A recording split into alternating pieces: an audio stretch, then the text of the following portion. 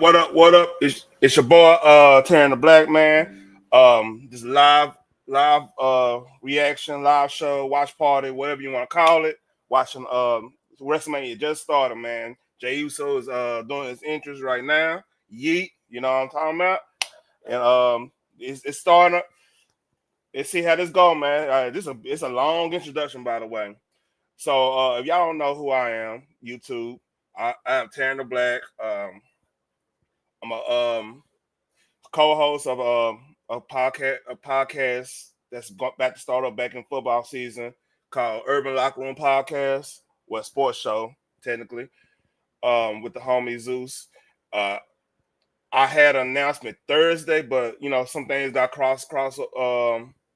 crossways, but it's all good. It's nothing, no drama, anything crazy like that. But yeah, we will be doing the draft show Thursday.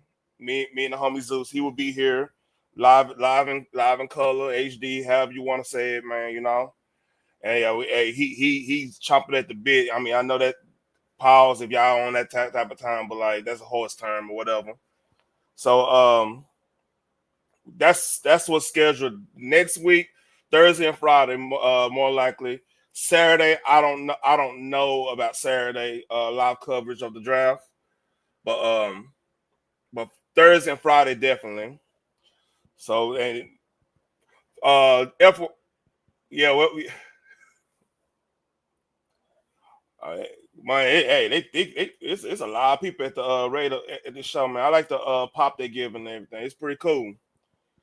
So I I'm a I ain't gonna say diehard wrestling fan because I did have a like during the right between when CM Punk left and Cena was kind of running the show and everything. I kind of backed off. I really wasn't into it. I was into it slightly when Brock Lesnar, when like right before Brock Lesnar left a little bit, but I kind of been on and off.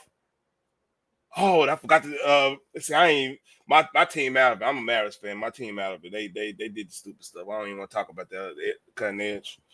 But I I grew up watching. I remember watching with my over my house. My mama got me the WrestleMania 12 with the Iron match with Shawn Michaels and Bret the Hitman Hart.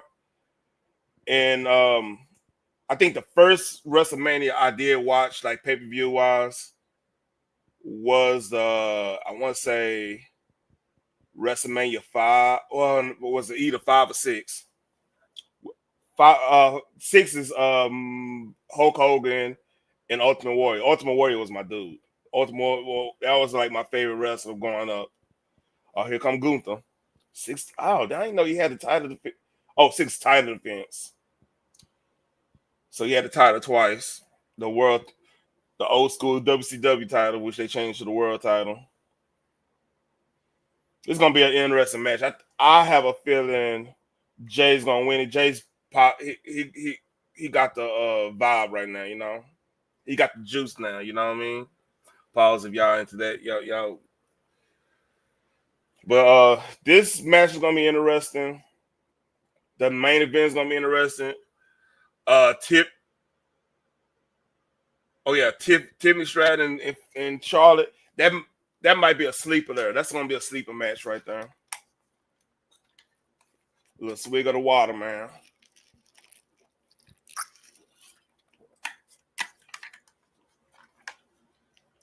Yeah.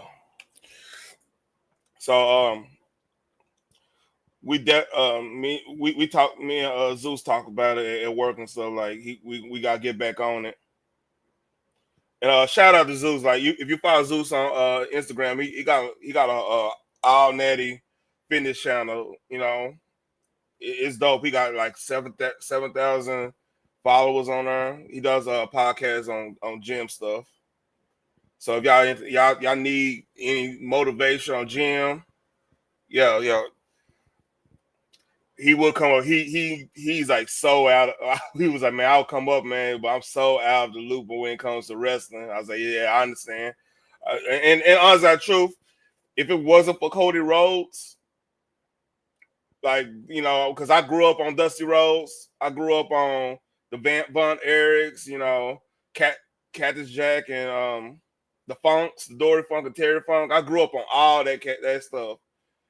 If it wasn't for Cody, I probably wouldn't be watching this right now. I'd probably be watching some movie or some shit. Or we'd probably be out and about doing the Easter stuff. We already did that, by the way, so. But WWE actually got a good maybe the main event. Yeah, I know. I'm on the edge of classic era because you have to understand, like in Texas, it was one point where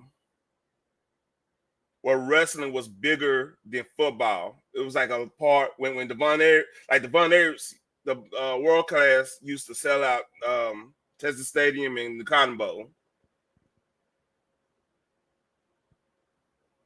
Yeah, they probably doing an angle. Real talk, they probably doing an angle. And you gotta remember the XFL is going on. He probably doing having responsibility on that. Oh, matter of fact, you just remind me, Cutting Edge. Just remind me.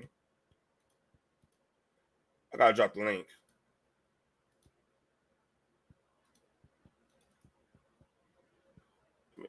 Let me drop this link. I need to pin it. Give me a second.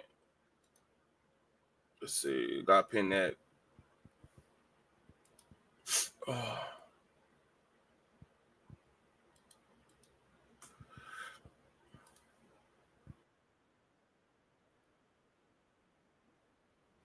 Let me pin that.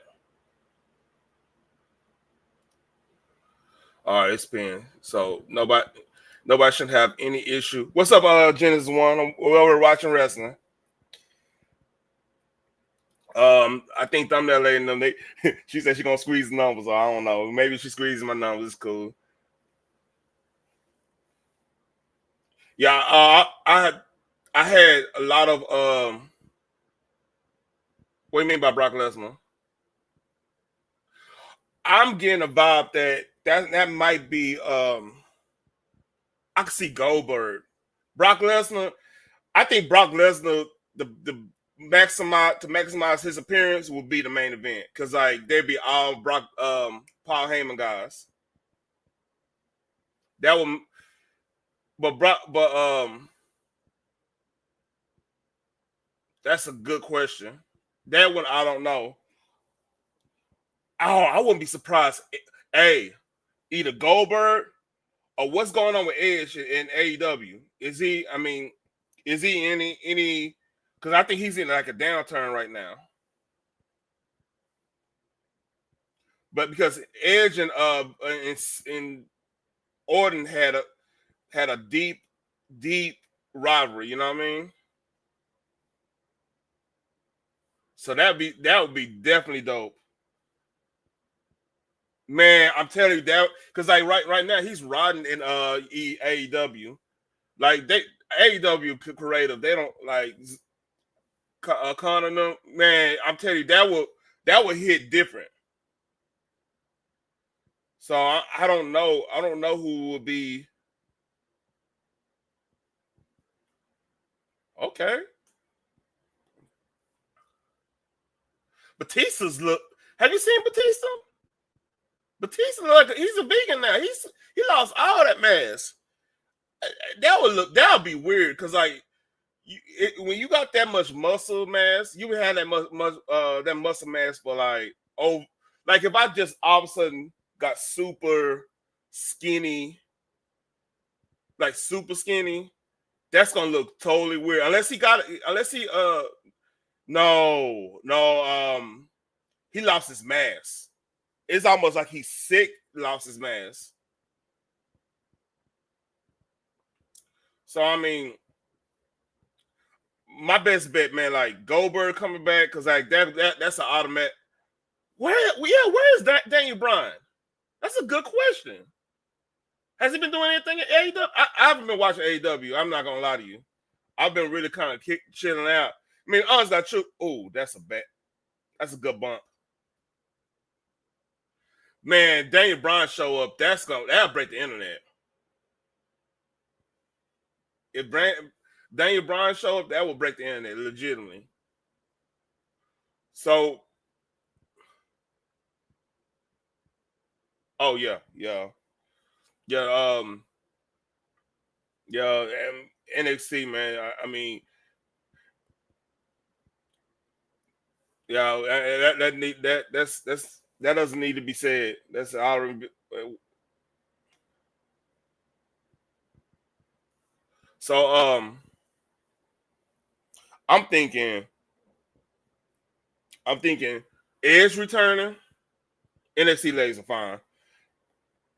Edge returning, it would be the biggest pop because nobody will see that coming. Same with Daniel Bryan. Daniel Bryan, that would be shocking.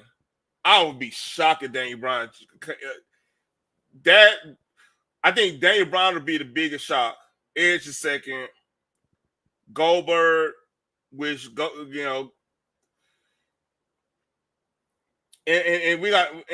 we got. I think I'm stuttering like a motherfucker. I think we have to really factor in who has it. When short notice matches, it's gonna be people that Randy Orton has worked with in the past, like legit had like good matches with. So Daniel Bryan and Edge is like perfect for that role. I don't. That would be a horrible work, but man, hey, it goes. Oh, that might be it. Never know. And then think about who's in Vegas too. Yeah, Edge and Daniel Bryan be the biggest pop because like Edge is languishing in AEW. Like they not the John Moxley thing is not working, and everybody looking at him as an a-hole in a way.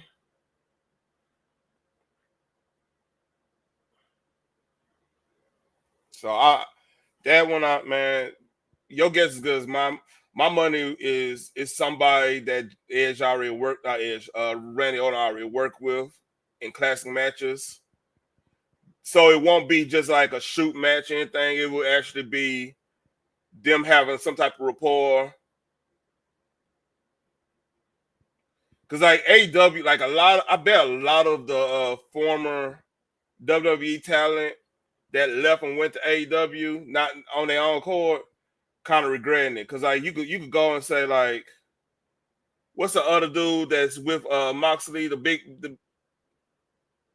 dude Ziggler, ain't Ziggler in TNA? That might work. I forgot about that. Hey, Ziggler's in TNA, right? I yeah, yeah.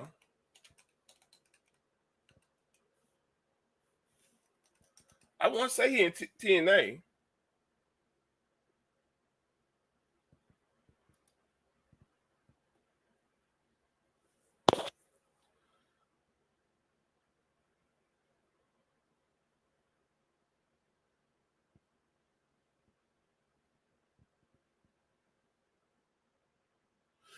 That yeah, Cesario, but yeah, that's another sleeper because that's a hit because like I think Ziggler got kind of didn't he get kind of done dirty with the Cena stuff? He's one of all the cats that got like yeah, I don't know about Fatu. I'm not gonna lie to you. I'm thinking biggest pop.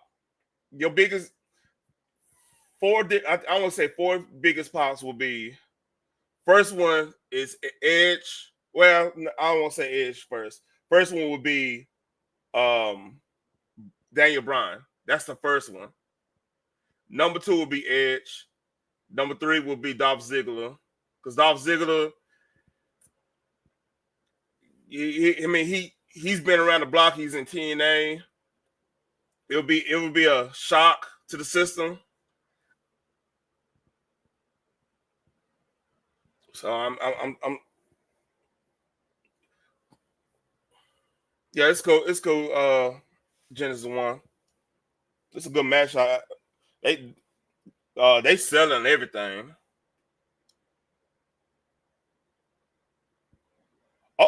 Hurricane Runner. Spear.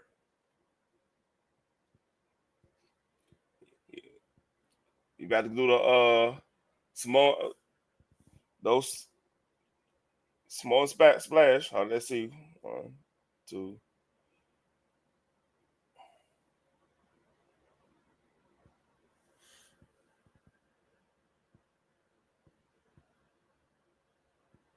What do you mean? What about Natalia?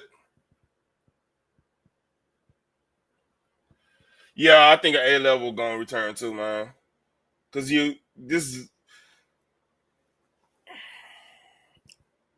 I have no, but the thing is, I have no idea who exactly would that be.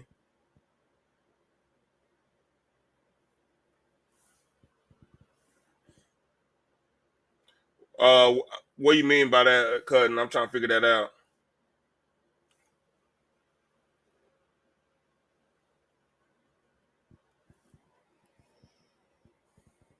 Ooh, that's a nasty bump.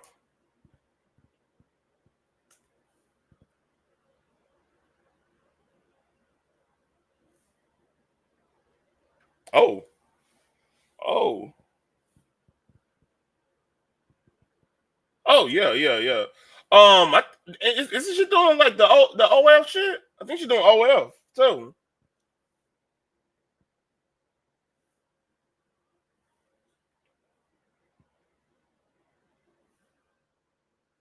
Yeah,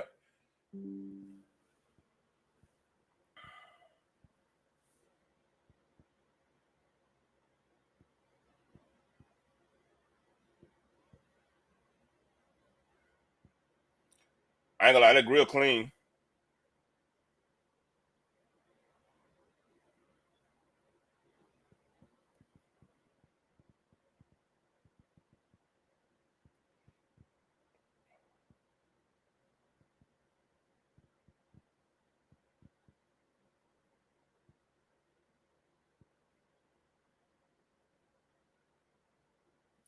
All right,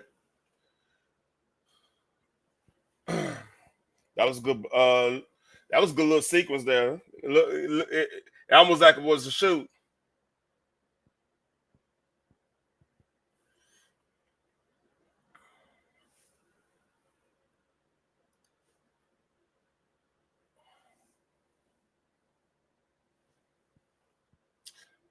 Man,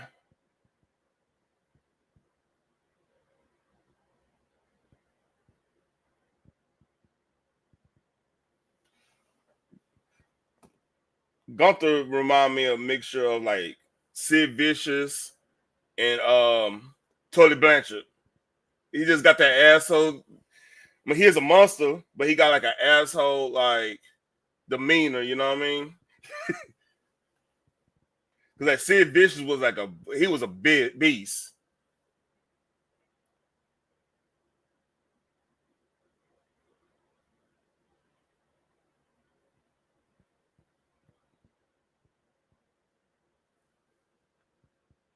Yeah, Sid was good, great worker. You know, R.I.P. to Sid, Sid Vicious, man, Psycho Sid or whatever you want to call him. But this,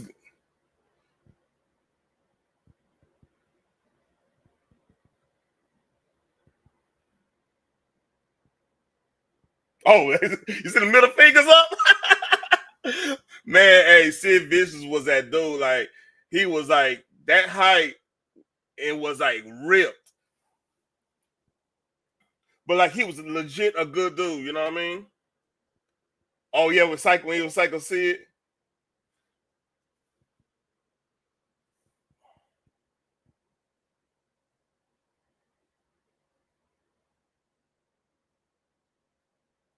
Oh man, like Sid Vicious was a legit good dude. I I met him at Comic Con a long time ago, and I was scared of him, but like he was like like scared. I was younger than him, but he was like cool, like legit cool. He's really cool, and fucking you know, the Knoxville made himself. Kane is like he's really cool. Undertaker cool too, but like long time. It was when I was like in high school and stuff. I think he was still in WCW at the time. Uh-oh. German soup, okay. But yeah, you could tell like he was getting down. Oh yeah, yeah. He stood beside him. Like when when they try to play with him, like I think fucking what's that fucking dude name? RP to him. Oh dude, keep what was that dude name? Kevin Sullivan. When they Kevin Sullivan back when you try to play with him, try to do you know, do the bad booking type stuff. Yeah, Watch Kai stood with him. Uh-oh. Oh, okay, okay, Jay. Yeah. Especially Stevie Ray. Like Booker T was Booker T was he was pretty much a chill one, but Stevie Ray was with the bullshit. Honestly, got true. They remind me of KB in TJ because Stevie Ray was with the bullshit. That's Fifth Ward right there, you know.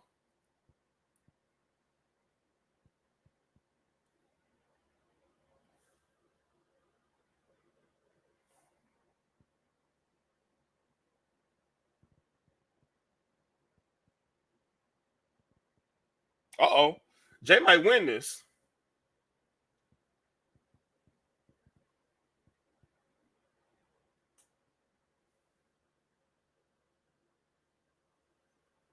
Yeah, no doubt though.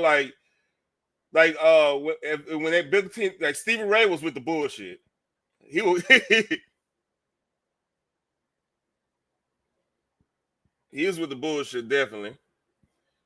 Cause I think both I want to say both of them had stints in jail, but no, I think yeah, Booker T was a knucklehead in the streets, but like Stevie Ray had a business in the office. He had a business. He was one of those cats that like he wasn't playing around. He won. Oh, he won. I gotta mute this. I gotta hear this.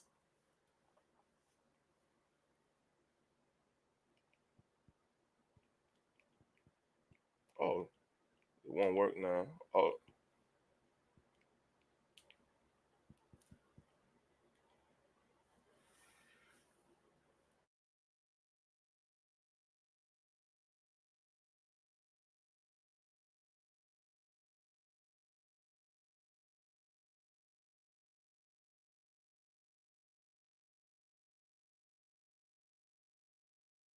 he tapped out. That's crazy. Uh,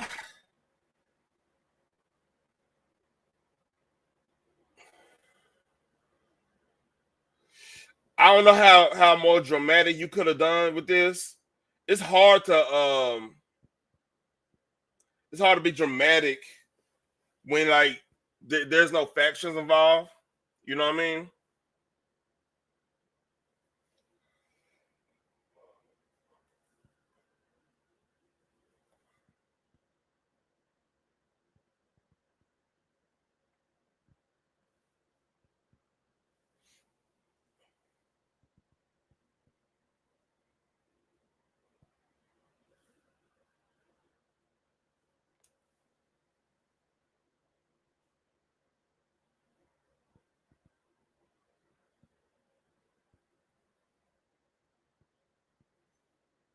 Had him in a real naked chokehold.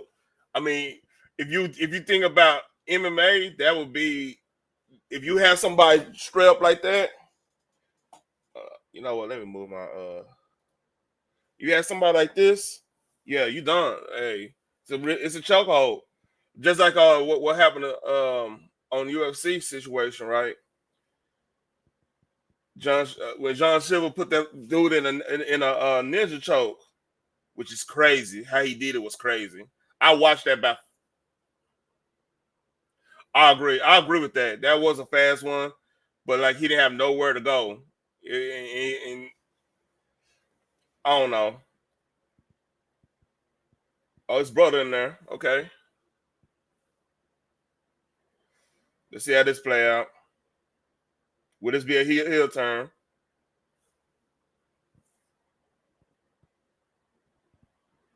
His brother was a pseudo heel anyway. He just went back somewhat babyface.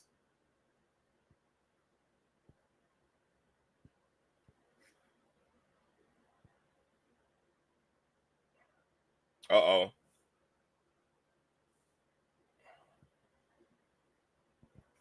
Let's see what happens.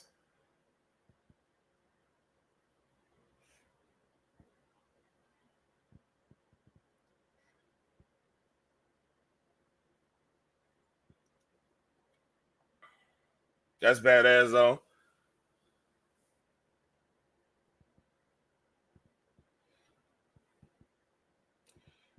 Yeah, Jay actually deserved this though, man. He been working his ass off. I give him that, man. He been working his ass off. And I think them two need to have a run against each other, like a better proper one run. Like I think that the WrestleMania match actually fell short last year. It might have been because of the rain.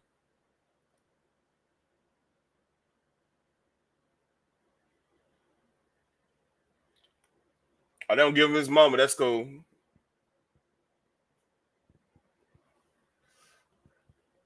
So my question is, what's gonna happen in the main event, really? Because there's an argument to be made where Roman and Seth been holding it down. I can make an argument that they all gonna make a. It's gonna eventually be all of them making a group, a heel type of group, because like they got so much. I don't know how I could say this. What do you mean?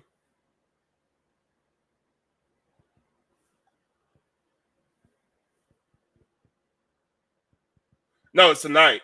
Tonight would be tonight would be it. It's the main event tonight. So Cena and Rhodes is tomorrow night.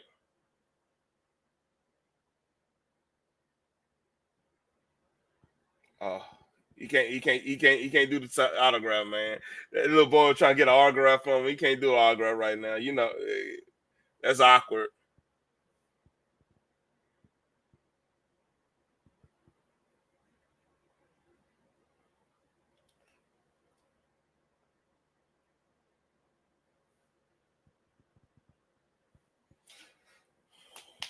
All right. The link is paying anybody. Hey, thumbnail lady, them still alive. They still doing that. Let me check.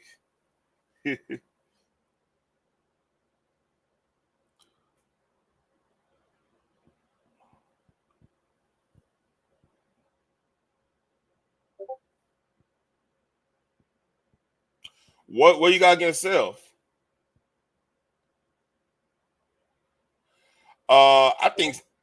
I think Seth is of anybody going true heel. Seth got. I mean, they are setting that up left and right because you can't have this basic faction war because you can't have like three baby. You pretty much got three baby faces going at each other. Somebody got to be bad, and we need to. How can I say that? I don't think Seth really his heel turn really went as long as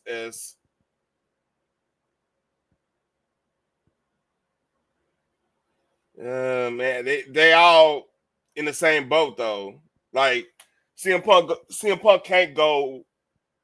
He can't really go heel right now. Like he had a long CM Punk had like a good 5 year, five to until he got kicked out. I mean, I kicked out until he left WWE. He had a long run as a heel. Like him, I mean, honest got true. Like him and Daniel Bryan. like that was a they were a heel group at one point, you know. Him, Daniel Bryan, and AJ Lee. I think Seth is gonna win. I think Seth is gonna personally. I think Seth is gonna win and end up getting like Paul Heyman in his corner, and then or Rick Rubin, Paul Heyman in his corner, or a situation where he joined the Rock or some some craziness.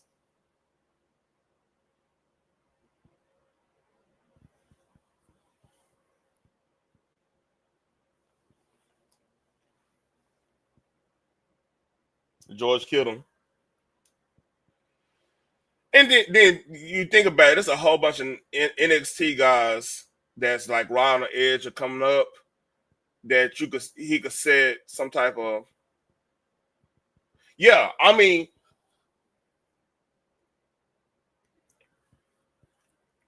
hear me out. This would be a play here. Let's say let's say Cena loses at WrestleMania, which I doubt that's gonna happen. I think they are really trying to get him to be the heel here. The only way you can make that heel situation hit is if Rhodes interfere in that, not Rhodes, but Seth Rollins interferes with that match and causes Cena to win, and then that's something new and inventive because I then Seth and Cody could have a longer stint of rivalry or whatever till like SummerSlam or whatever, you know. Then you probably could build up a case where you know Jacob Fatu. You could have just a weird mismatch. Like Bloodline's pretty much gonna be done, and I feel like that did its run. There's literally not there's nothing they could do more with the Bloodline. You know, eventually you're gonna have Solo and Jake.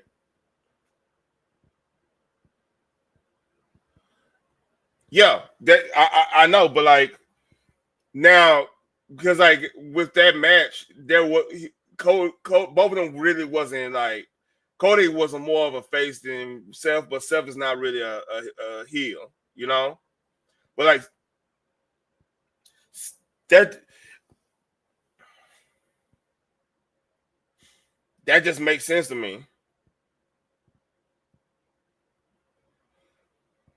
and be the ultimate like heel thing. Do is Cena takes the belt right, and then like give it to Seth Rollins or some shit, some bullshit. That's like a heel move to do. It kind of it would do the exact same thing that him want to tarnish the legacy of the belt. So they could do something like that. Then Cody would have to regain the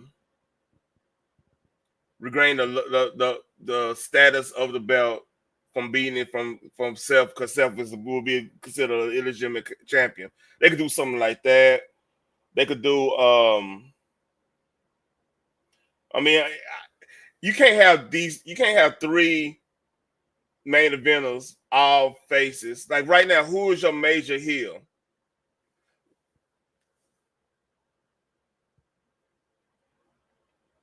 Yeah, I mean that's like perfect. But like Rock is really not gonna be an everyday person anyway.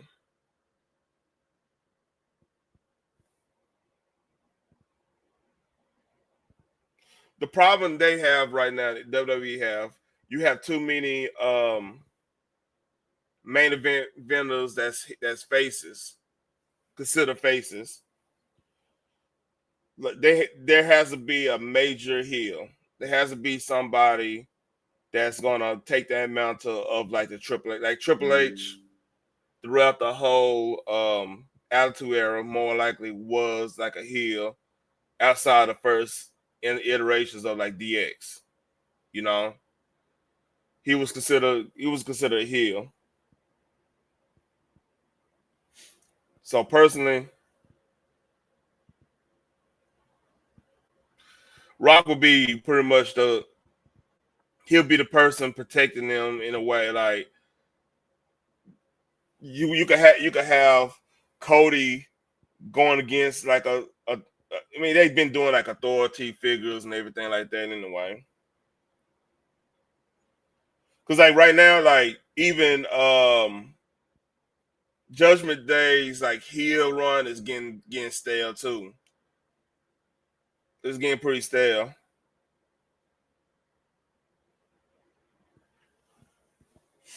So right now, you don't really have no man. I mean, Gunther probably was the closest thing to like he's always gonna be here in that company probably until unless like there's a bigger asshole come play. Like I would love to see like a Gunther Lesnar like situation. To me, I think that was a wasted opportunity. Like have them have a program for half a year or something like that. Have like legit wrestling match, have an MMA style match. I mean, they could have done all kinds of craziness because like I think Gunther got that type of range of doing it. We know Brock is all world, all American athlete type shit, you know.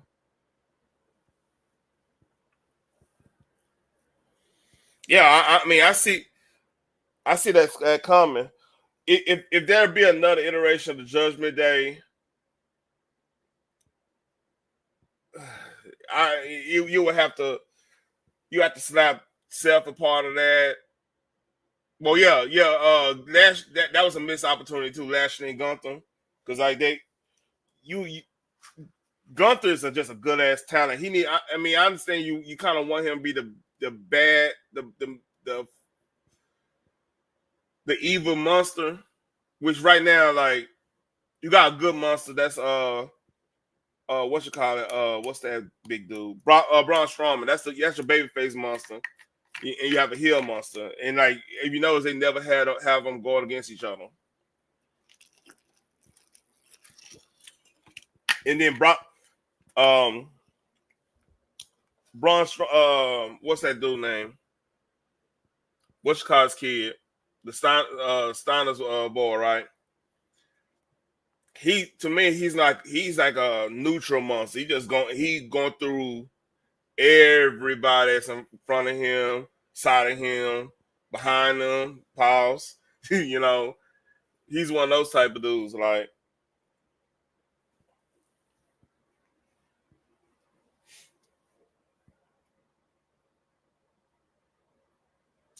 uh,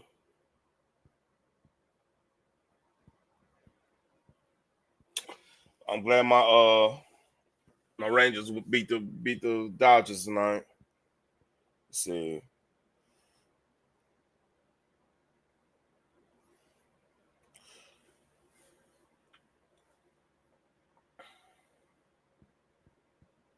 War Raiders. I actually like them. They're a legit tag team. I mean, sooner or later they're gonna have to do singles, but I mean, not right now. Everything's so packed. What's up?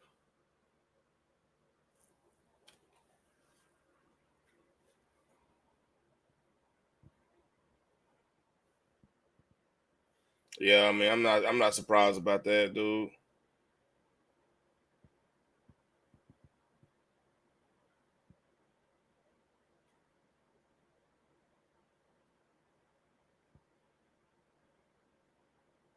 Damn. Oh,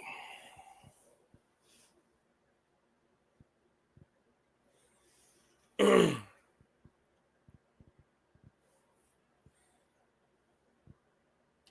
almost feel like this match should have been a no disqualification match. Want to say I think she about to have a kid or something like that. That's why she been off TV. Don't oh she had something going on.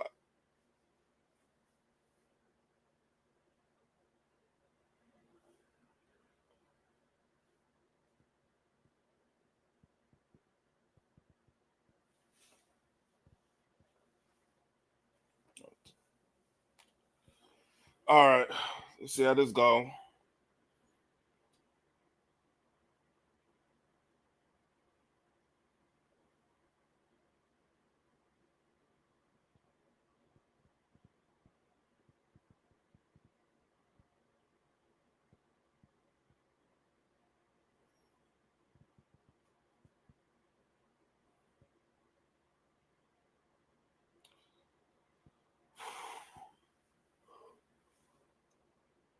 Oh shit!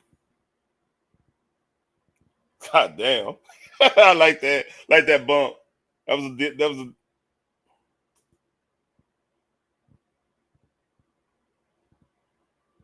oh shit! Ooh,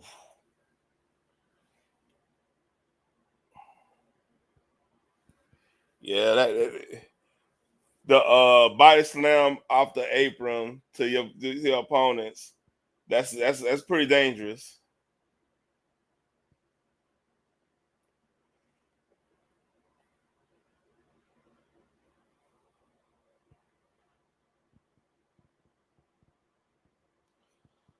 I'm curious how this going to end, man. I think New Day gonna cheat to win. Ooh,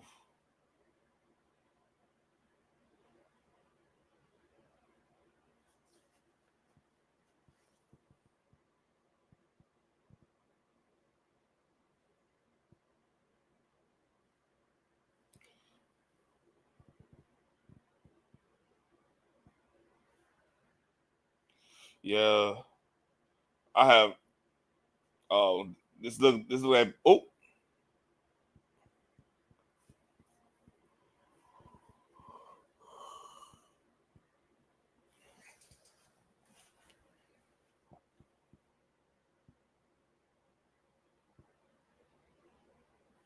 boy, they selling that app. They selling those splashes and everything.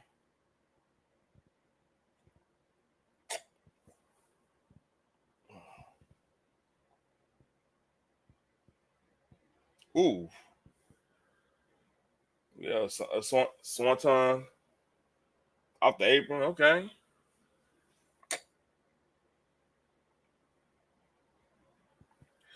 See, this the match I wish I had somebody to talk to up here because I tag team. I mean, this is tag team champions. I don't know. It doesn't do it for me. Even though New Day is a good, they pretty good heel doing the heel thing.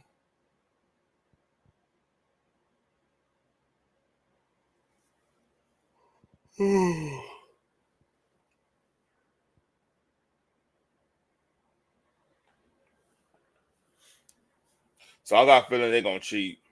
That's what's going to happen.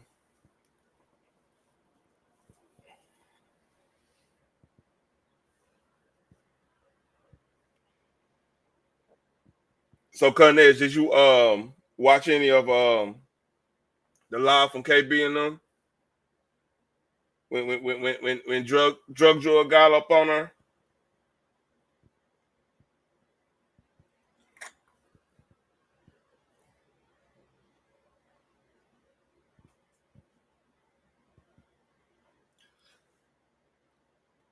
Oh, he doing them Ric Flair.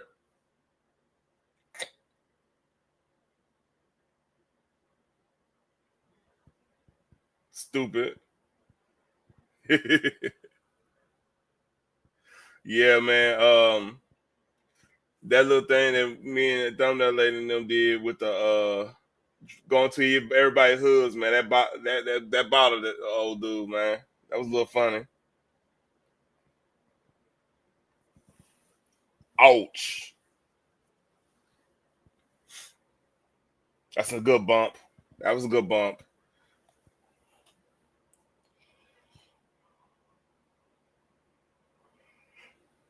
I'm noticing something, man. They didn't put any like. I guess the triple threat they're gonna have probably no disqualification. They didn't have no like hardcore matches on the docket. Let me see. Let me make sure.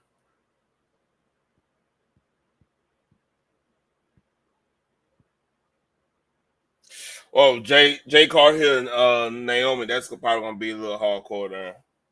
Ooh, that.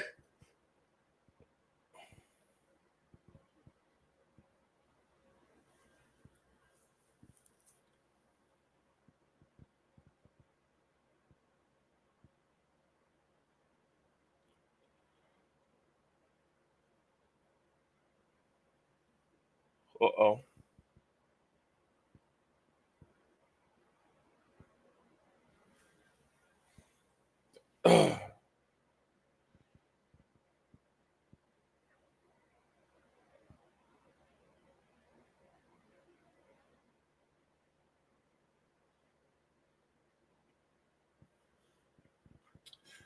they kind of he kind of botched that elbow, but hey, it worked.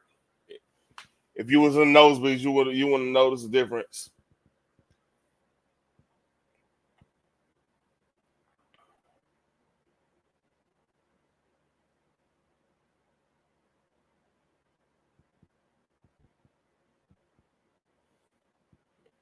Oh, yeah,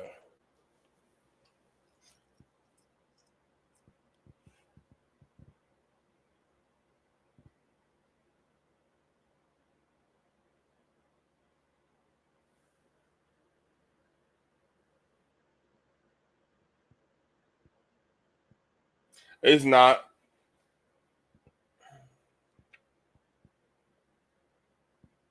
Oh,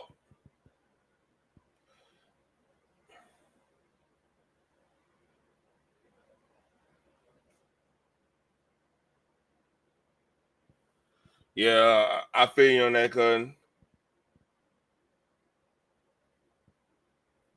Mm. I ain't gonna lie. Eyeball got a good ass roundhouse. He got a good ass roundhouse.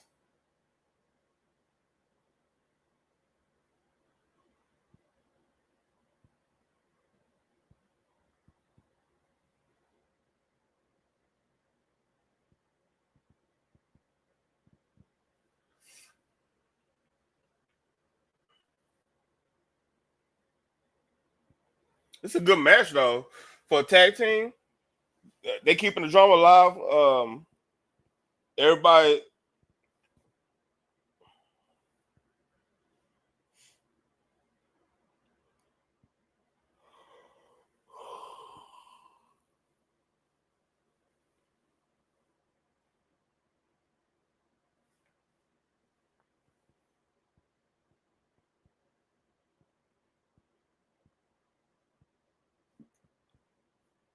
Mm.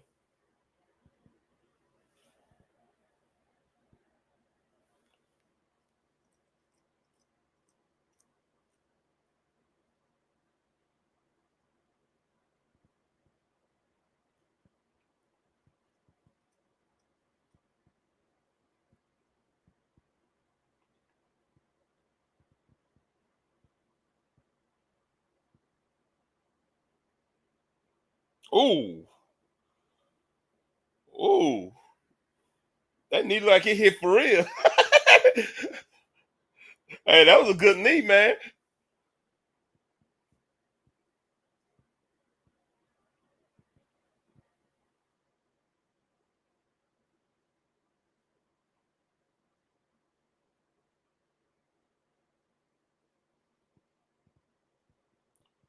Ooh,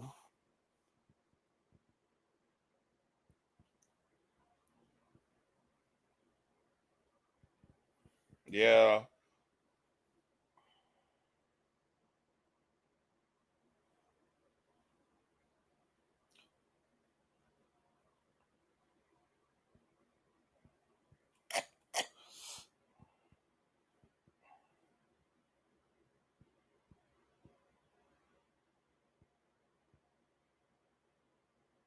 I know they'll win.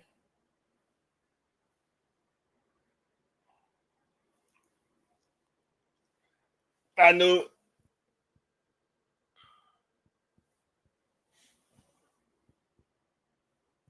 they they called ghosts, didn't they? Hold on.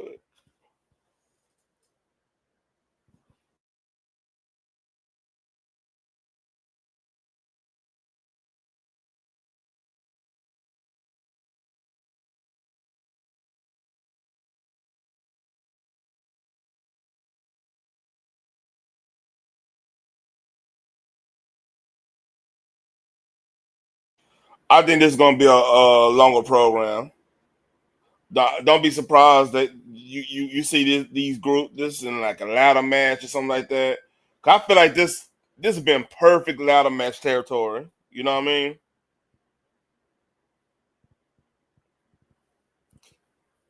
I see TLC in they long term window, right?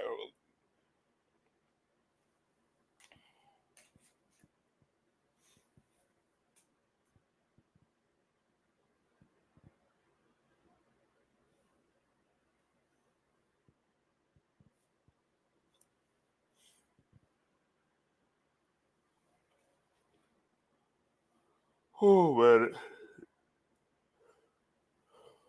that shit did nothing for me, man. I ain't gonna lie to you. That was a bore.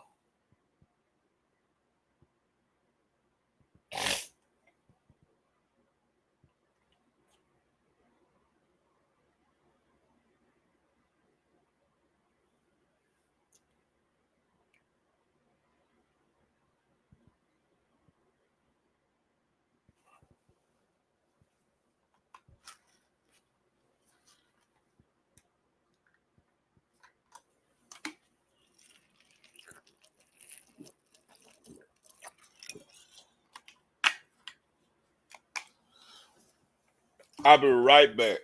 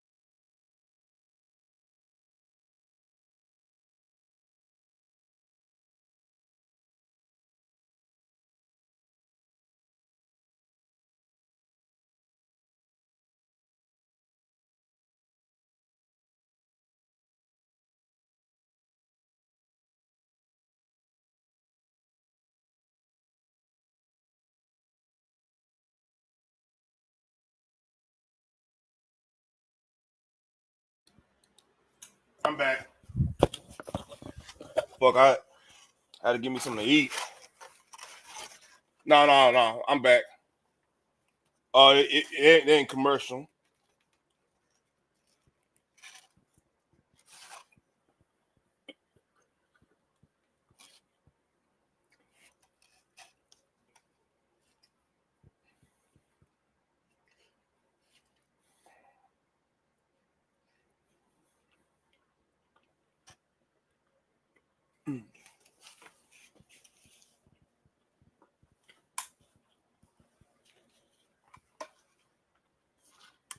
Right now they're on commercial. No, I went on mute. Go give me something to eat real quick.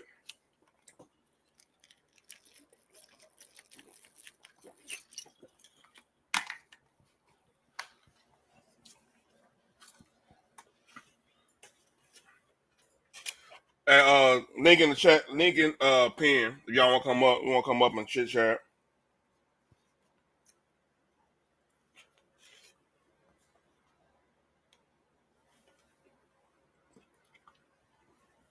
Mm-mm.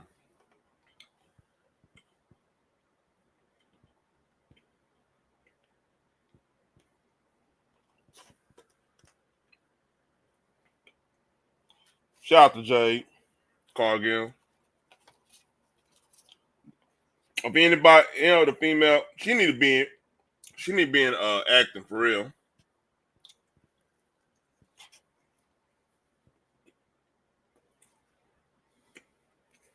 Hold on, y'all.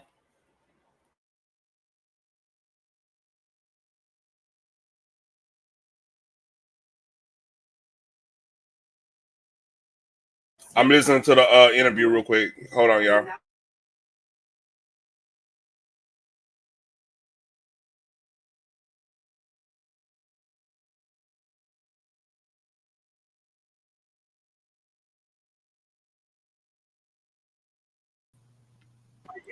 What's up?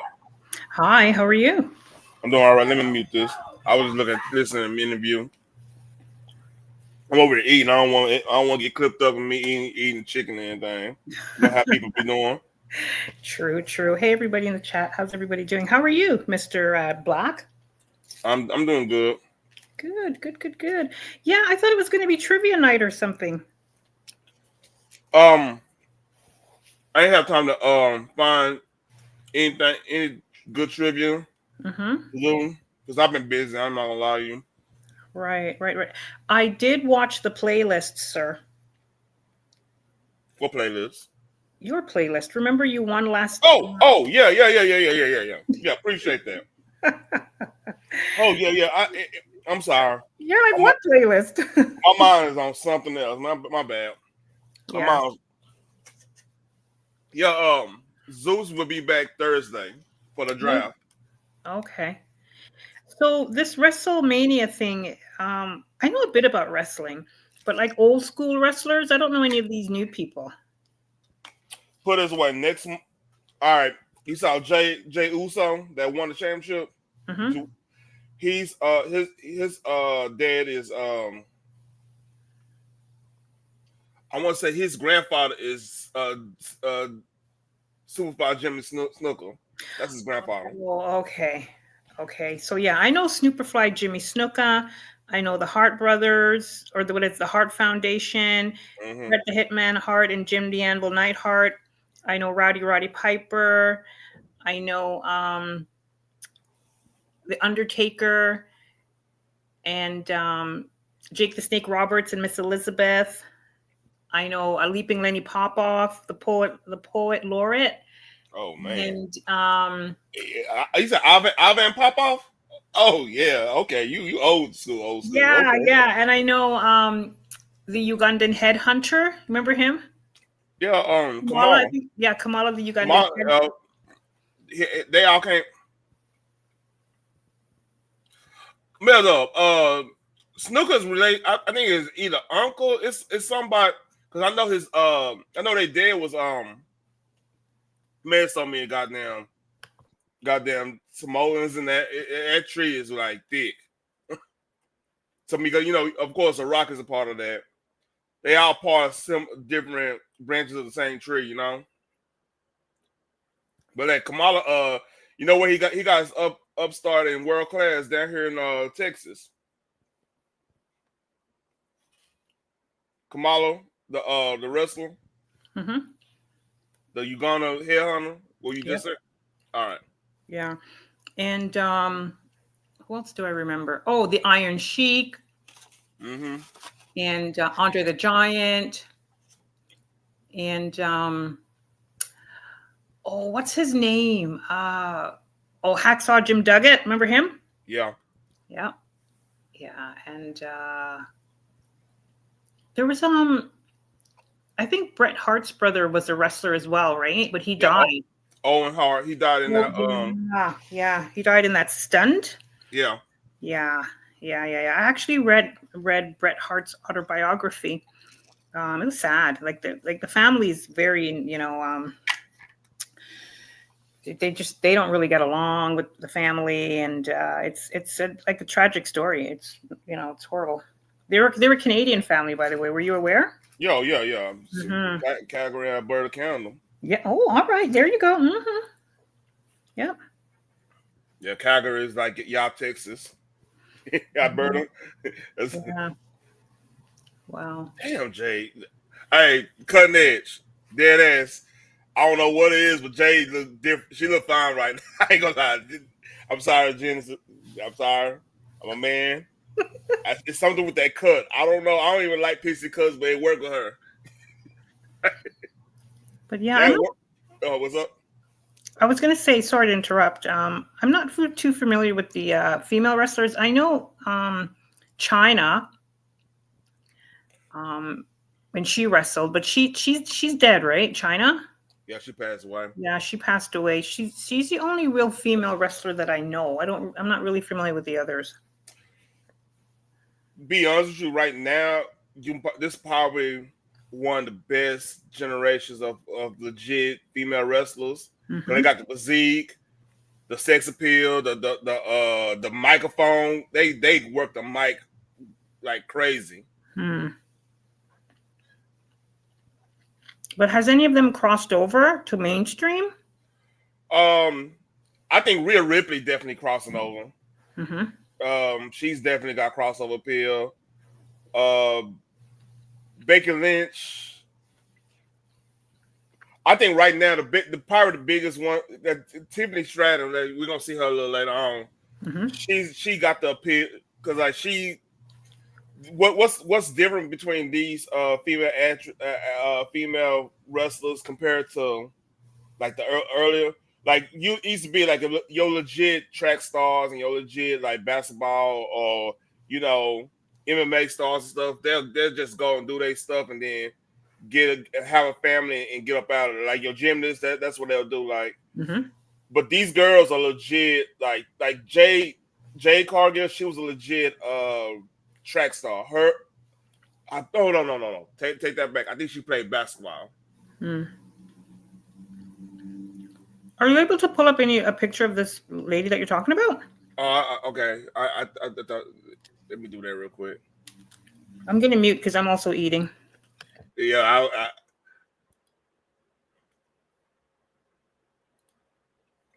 this is her. Oh, okay. Uh, But they all look so hard in the face. That's the only thing. they athletes. But you have some female athletes that are not hard in the face. I mean, look at Rose Namajunas, right? Yeah, She's an MMA fighter. She's not hard in the face. Um, who else is not hard in the face? That Holly girl that beat, Holly Holmes. yeah, that beat Ronda Rousey. She's not hard in the face. See this chick. She she got into like bodybuilding and everything too. So that's a whole nother avenue. Mm, yeah. But she's a legit athlete though. Mm-hmm. I I did not know she was a AKA. Oh, That's news. I did not know that. she in that picture. She kind of looks like Storm from the X-Men. That's a gimmick. The role that Halle Berry played. Ooh. Hey, hey, Cutting, did you see that bump? Yeah, Blanca Belair. Let me show you her. She's she's she's a track. She's a track. Uh,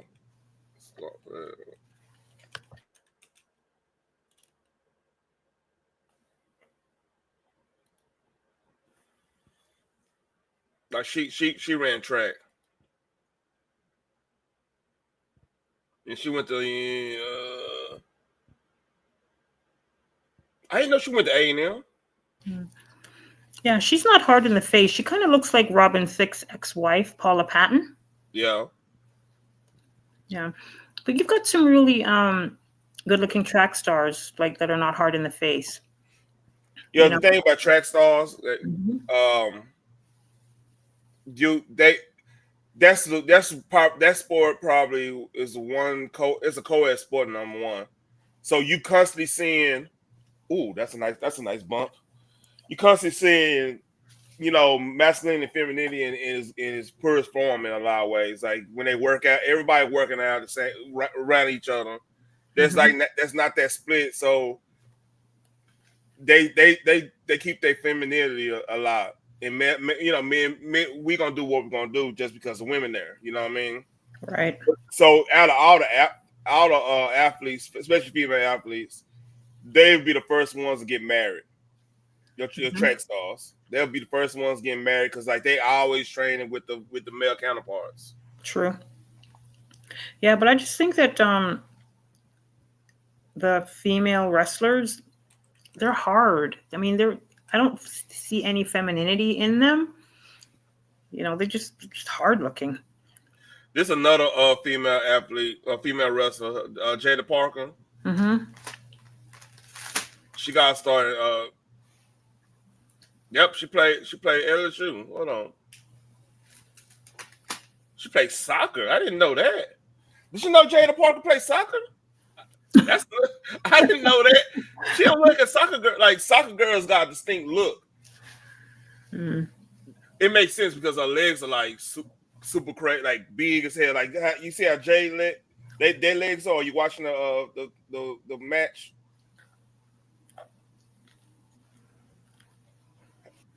Genesis. Oh, I'm sorry. Oh, sorry. Were you watching? Were you watching the match? No, Okay. sorry. I have a mouth full of food. Oh, yeah, it's cool. It's cool. Mm. Like this, a lot of the girls coming up, a lot of Mhm. women coming up, and women wrestlers coming up. They are a lot of them are just former female. I mean, it makes sense though because like the only if you're a basketball star, for example, Mhm. or you're gonna pick working overseas or working WNBA where your contract ain't fully guaranteed, or you're not fully making as much money as you would like going overseas or whatever. Oh, that's Right. a good jackknife. So it's either all right. I could do the whole Instagram social media thing, which they all do anyway, or I could get into wrestling, which now is a bigger avenue for that group because it was one point where okay, if you just like a fitness influencer or you're a stripper or something like that, yeah, you get into wrestling because like a lot of wrestling circuits will go through like the strip joint circuits back in like the indie days and territories and stuff. So that's where they usually get a lot of their women wrestlers from. You know what I mean? Right. Now it's legit. You getting legit like athletes, triathlon athletes, um, and they keeping their femininity. Like these two women right now, even with like what you were saying about like Jade, her face is kind of hard because she's been in bodybuilding and everything. Mhm. She still look like a woman. Like I know what you mean, but she like to a man, she still like a woman. She's not like how like China. She had to soften up way much later on her situation. Like her career actually blew up more when she went to Playboy because a lot of people was like curious if she was like a Yeah. you know. And she had that like androgynous look about her as well. hmm And that's a big thing now. and Giving. Go ahead. that might be in the steroids too. Yeah, that's what I was going to mention too. Actually, that a lot of these, girls, young ladies, women are doing steroids, and it's just it's just making them look very tough. I wonder with Jay is is it really her cutting? She's a big tall strong girl Hmm. in general. Is it her cutting weight so much and constantly keeping that weight? Because like she probably not wrestling in her natural weight. You know what I'm saying? Right. Because you see it in like dudes in MMA, right? When they cutting weight, your face look more gaunt because you cutting like water weight all the time. Hmm. I wish I could cut water Yeah, weight. No, you don't. It's actually very. It's very dangerous. Hmm. It's a good match.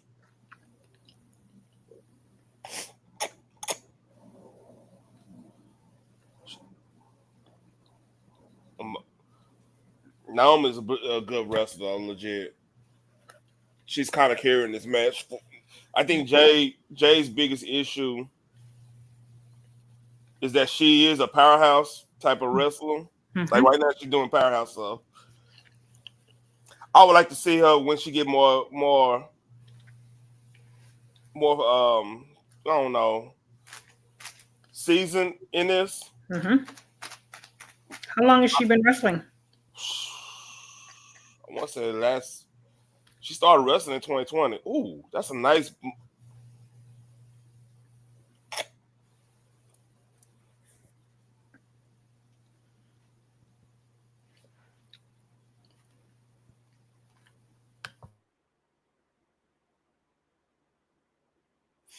good match.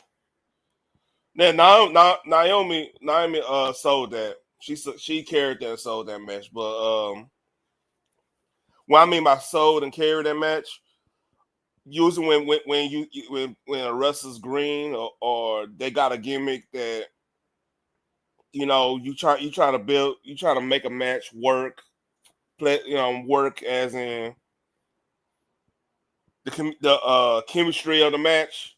Like what this move work better, this move work better. Like Naomi been wrestling for like years. I want to say damn near 20 years. You know what I'm saying? So she kind of carried that match and made it look more pleasing to the eye type thing. It told a better story. It's no different than like a stunt person doing like choreography. Yeah, I think the athleticism is amazing. With these women, because clearly it's a different medium. I mean, track. They're athletic, yes, but they're not flipping people upside down and all of that stuff, right?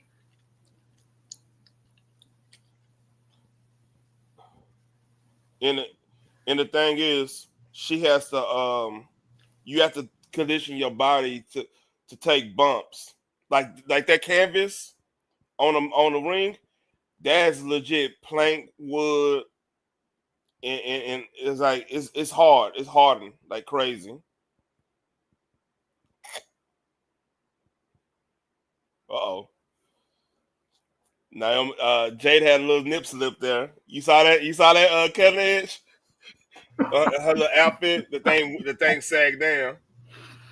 Every man's dream, right? Nah, it happens. Like especially see, because like they trying to get these they try to have the it's kind of like the Oscar situation, right? Hmm. When you want to look the hottest when you go into like a gala type situation. Hmm. So this is like a gala, and they this is pretty much a gala in their profession. You know what I mean? Hmm. So yeah, that's gonna happen more likely. But I get in regard to sponsorships though for the female wrestlers, is that lucrative? I mean, I know they could probably come out with their own line of I guess swimwear or athletic wear or something like that, right? But what type of sponsorships would they be offered? Because it's different for the men, right? Because the men they could, Uh, I don't know.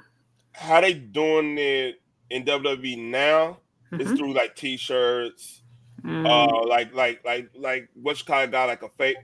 Everybody got their gimmick. Like I think Rhea Ripley, she has all those tattoos and everything, right? Mm-hmm. So she has they have like the little stick on tattoos little girls can put on to be like her, Mm. stuff like that. They do a lot of stuff, and you could buy you could buy their t-shirts, like I just said. You could buy they apparel. Like if you wanted to buy the championship belt they got, you could Mm-hmm. buy that, and they get a cut. It's a lot of stuff like that, like the toys they get cut, Mm-hmm. all that type of stuff. Yeah, I can see the action figure route. Yeah, I can see that. That's Yeah. been like the oldest way they made a lot of money out there is the action figure. Mm-hmm. Yeah, interesting.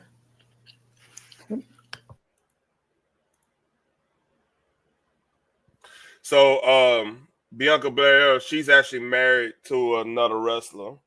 Like they came up together and everything. Oh, go Yeah, no, ahead. yeah, she's a good looking lady. Yeah, she's not hard. Yeah, I mean, especially with runners like track stars, it's so Mhm. easy to put on muscle because your cardiovascular is so top notch. When Yeah, you go ahead, sorry, go ahead. when you do a little weights and you I mean you push the envelope a little bit, it's gonna look way better on you when you. That's the power of running and weight training. Yeah, and most track stars, like most track stars, are lean, both with the men and the women. They're very lean. It's odd that you'll get like a chunky track star. Yeah, It's odd. I mean, Tyson. Is it Tyson Gay? I think he's a. gay guy, something like that. Yeah, I know what you mean. Yeah, he's like a chunky. Like he's like, see how Usain Bolt is long and lean. Like the majority of the Jamaican athletes in the track world are long and lean, and even the British track stars are long and lean. It's rare that you'll get like a stocky track star, even on the women's end as well. It's rare.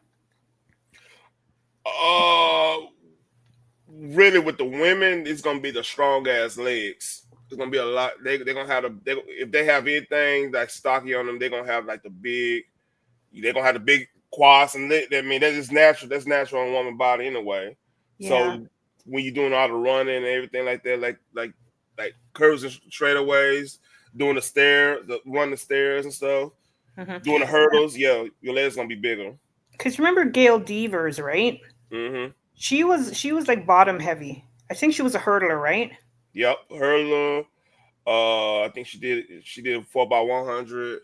Yeah, she was bottom heavy, and Marion Davis, like she was proportioned well. Yeah, but she had some assistance, but yeah. Yeah, yeah. I saw an interview with her recently. Yeah, she was talking about her trials and tribulations. But even this young whippersnapper now, Shakari Richardson. Yeah, that's called her. What Oak Cliff? That's Oak Cliff. Yeah, she's lean. She's lean, but she's hard in the face though. But her body structure is very lean. Yeah. So dang.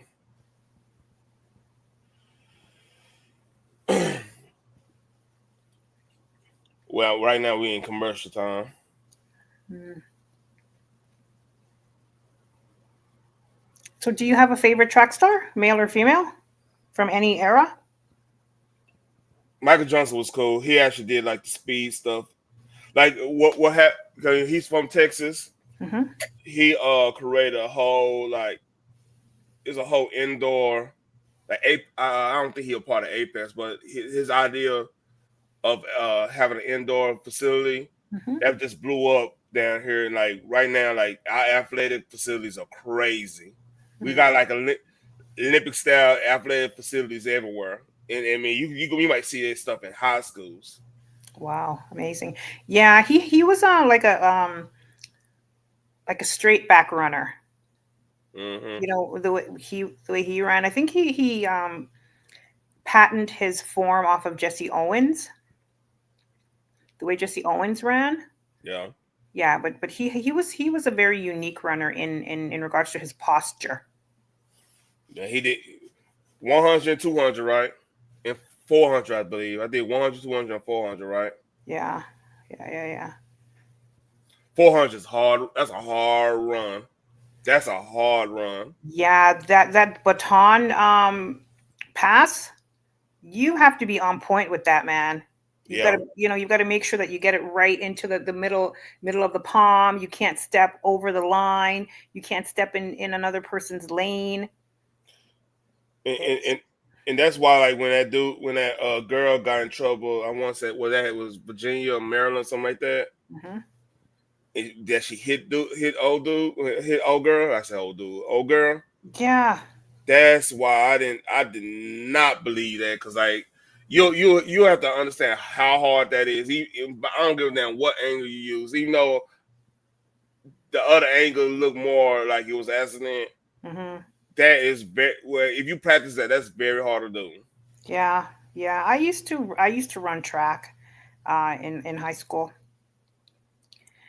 but yeah, that was crazy, man. Yeah, that's very hard to do.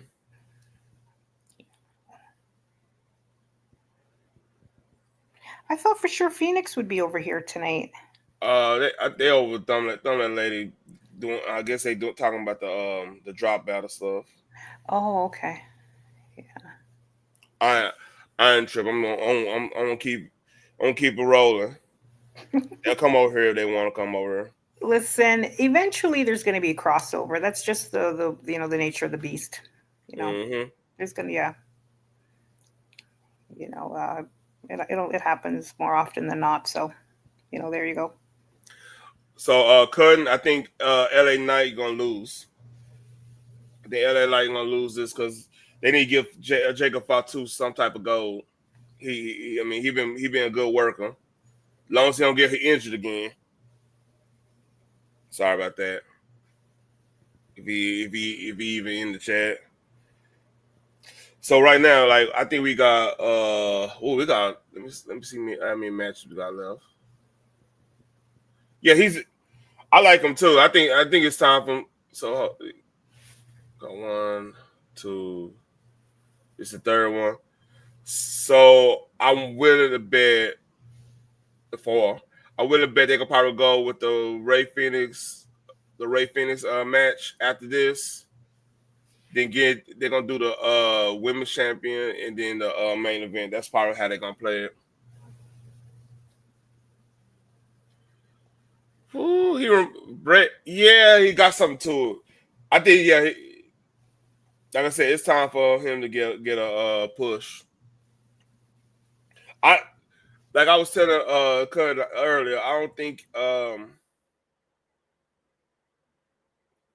bloodline is gonna last much too longer.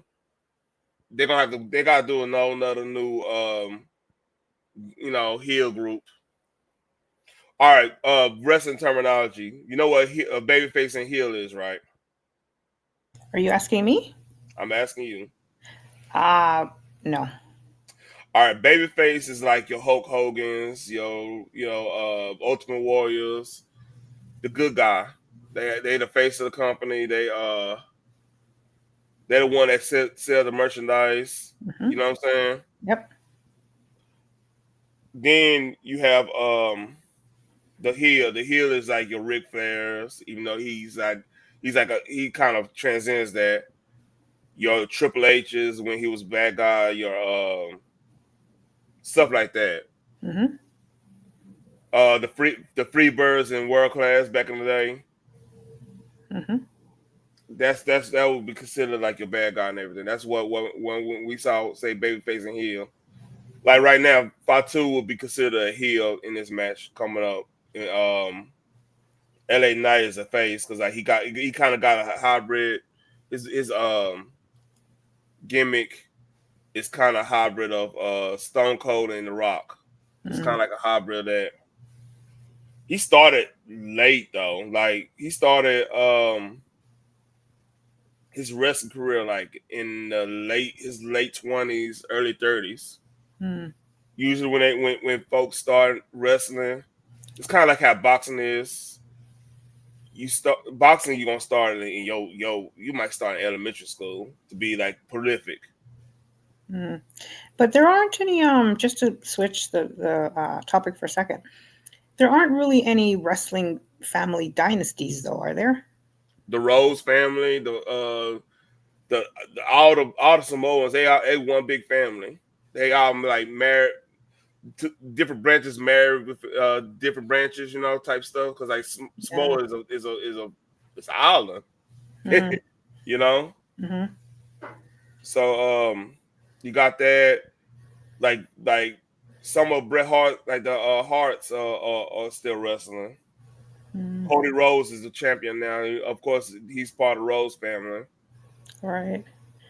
But are they? But none of them have really crossed over to mainstream, though, right? Because if you're not in the wrestling realm, then you most like people wouldn't know them, right? I think Roman Reigns, he's part of the like I say, he's part of the Samoans. I think Mm-hmm. his dad was one of the Wild Samoans. Correct me if I'm wrong, Mel Dub. You remember the Wild Samoans back, the tag team back in the day, right? The Rock, yeah. Because I know that his dad was a wrestler, but I don't, I don't know who John Cena. Um, Cowboy Bob Orton's son, Randy Orton. Like that's you consider that a dynasty. Like dynasty, you got is within. Actually, I wouldn't say that. He just a second generation. mm, like I mean, even with The Rock, not a lot of people know that his dad was a wrestler. Like I mean, that's not mainstream like worldwide recognition for his dad. Like The Rock will talk about it in passing, but there isn't like a broad range of people that know that The Rock's dad was a wrestler. Um, I don't know because they like he had that show. I mean it's widely known like he's part of the wrestling family. Like it's not like it's because like you have to think about it like almost all of the like Yokozuna people don't know that's like Rock's cousin. You remember the wrestler Yokozuna, big old dude? Mm, no. Think of like sumo wrestling. If you were talking about like the early days of wrestling, Yeah. like in the 90s. Hmm. Yeah, but because even Hulk Hogan, Mel Dub is mentioning Hulk Hogan. Hulk Hogan, yeah, but I don't think Hulk Hogan came from a wrestling dynasty. Like he's worldwide, like mainstream. He's people know him. Like if you go to England, they'll know Hulk Hogan. If you go to, I mean, if you go to Australia, even if you go to the Caribbean, they'll know Hulk Hogan. But I don't think John Cena. Well, now that I mean, he's an actor, so yeah, he's probably mostly known more for acting on the worldwide realm as opposed to wrestling. I I think the better way to judge this Hmm. is the fact that like we got to factor in meme culture. Like Dusty Rhodes, he's part of memes. Like Hmm. you go on Instagram and put Dusty Rhodes. You just put Dusty Rhodes. They like quotes or whatever. Like they call like interviews and promos. Hmm. It's like thousands of them, and like they get like 1 million views of a video types. And that's just like average of 1 million, maybe more than that, because like people go back to it and everything. Hmm. I think we really gotta factor in the mainstream ability of WWE itself, Hmm. because a lot of people know who Brock Lesnar is because of UFC, right? He Right. got crossover appeal like crazy because he was a monster in UFC, and then he's a monster in wrestling, and then he gets talked about in like MMA circles all across the board, and that's a mainstream sport. Hmm. You can make an argument that it might be like it might have took like what NASCAR was at one point. You see Hmm. what I'm saying? Yeah. So like as in dynasties, a lot of people gonna know about Rock's upbringing, where he came from, and like all his cousins that's in the wrestling right now. That's probably really the calling card of a lot of stuff going on right now is the fact that that dynasty is well known. Right. He had him in movies with him and everything. I mean, he put him down. I put him down. He put him, gave him love like that. Yeah. Come on. Yeah. So let me see. The Hearts, the Rhodes, Ric Flair, like Ric Flair's daughter is mainstream too. Like Charlotte, yeah, she's not mainstream as in people know that that's Ric Flair's daughter. Hmm. She haven't done any like I don't think she did any movies yet. Which I don't even know if she really interested in the movie stuff. Hmm. So in Bret the Hart one is the weirdest one. The Hart one's weird. And the Von X one that could have been a real big family because they were like gods down here at one point. Hmm. But like that curse, a lot of them, got addicted to drugs. Had weird stuff happen. Yeah. The Harts, Yeah. like Bret Hart and Jim Neidhart, I mean Amber Neidhart and like Hmm. David Boy Smith and all of them. Yeah. It's the same scenario, almost the same scenario. Yeah. Yeah. Because as I said before, when I read Bret Hart's autobiography, he talked about the issues that Hitman had. Yeah, that Bret had. Hold on. Sorry, that Anvil, Jim the Anvil Neidhart had. Yeah, Yeah. David Boy too. That they both they were on them pills hard. Hmm. Yeah. Yeah, I'm surprised that the Hart family isn't more like a lot like that more wrestlers didn't come out of that family because that's a wrestling dynasty because their dad was a wrestler too, right? Was it Teddy Hart or something like that? Not Yeah. Stu Hart, Stu. Yeah, Stu. Yes. Yes. Too hard. Yeah. The the old that wrestling in the dungeons and stuff. The dungeon. Yeah. Yeah. Yeah. Yeah. Yeah. Yeah. Brett talked about that where these dudes would come to the house and challenge his dad, and he would take them down in the basement and twist them up. Yeah. And they'd be screaming for their life.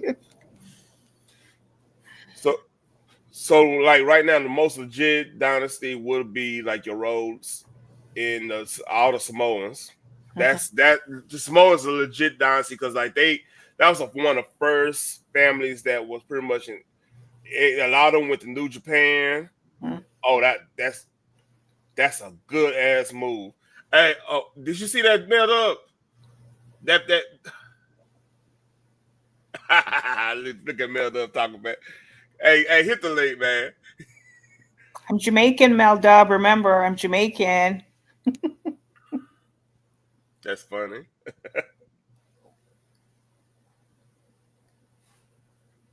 That's hilarious.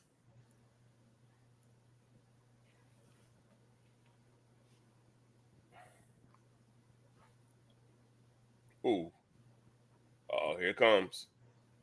Shoot you. Yeah, Rakishi is Rock's cousin. You remember Rakishi, right? No. So where was like the end of like your wrestling watching? So I could. Yeah, the end for me was probably on the tail end of the Hart Foundation, Roddy Piper, um, Hulk Hogan.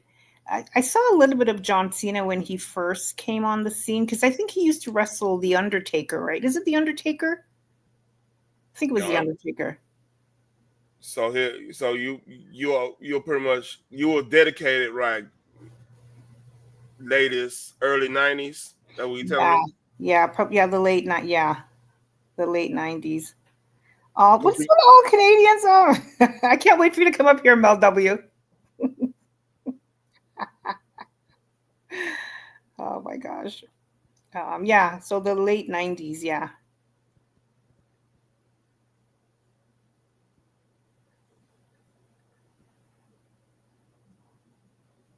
yeah. Oh.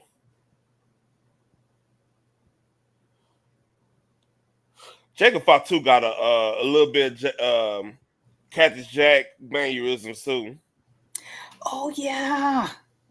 Uh, Mick Foley was one of my favorite. Oh, oh, yeah, Matt. Yeah, I was talking about the Funk Brothers and Cactus Jack, them wars, and Jake the Snake from Den, Texas. Yeah, I really like Jake the Snake Roberts. He was hilarious. Now They were you married, right? Him and Miss Elizabeth were married, right? that's you talking about Macho Man.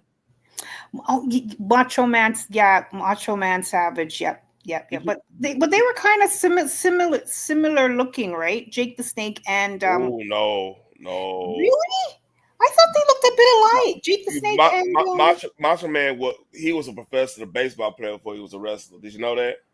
no, I didn't know that, but I thought that they looked similar in body type and No, mannerisms. no. Like Macho Man was like a skinnier Hogan. You know how Hogan was like Hogan's like sick with his prime. Oh, this might be it. His prime, he was about 6'7", 280. Like he was a beast. Yeah, but Hulk was never skinny though.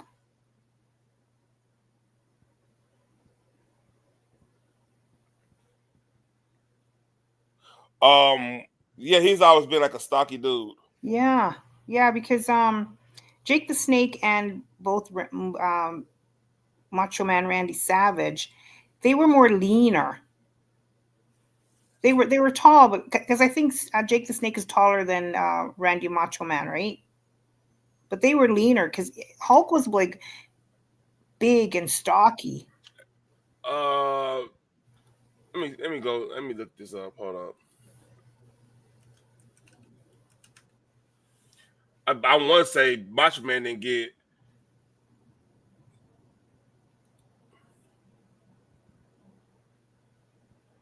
Yeah, he was like 6'2", 237. Hmm. Yeah, Haku's is there. Yeah, I, yeah. Macho Man was a baseball player.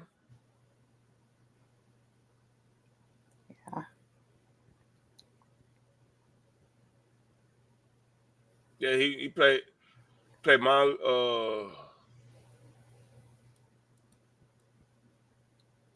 I just love the dramatics of wrestling. Everything was so over the top. They were so dramatic for no reason.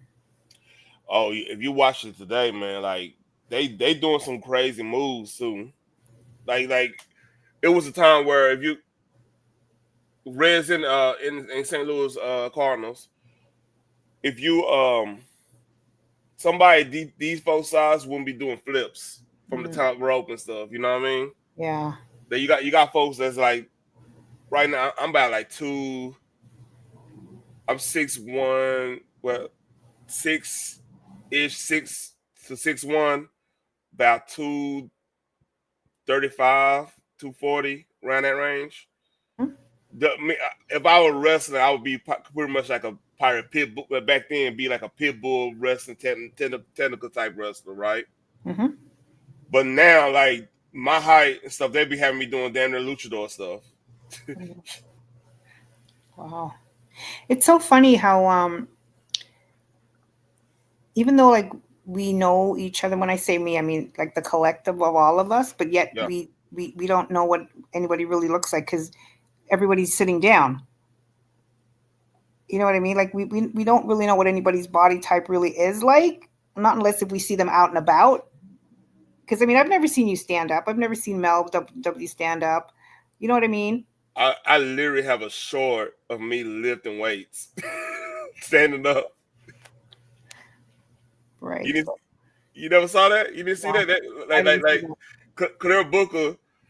Shout out Claire Booker. She's like, oh, you got great sweats. I was like, oh my god, now No, I I gotta deal with didn't that. see that. Yes, ma'am. Yeah, yes, I do.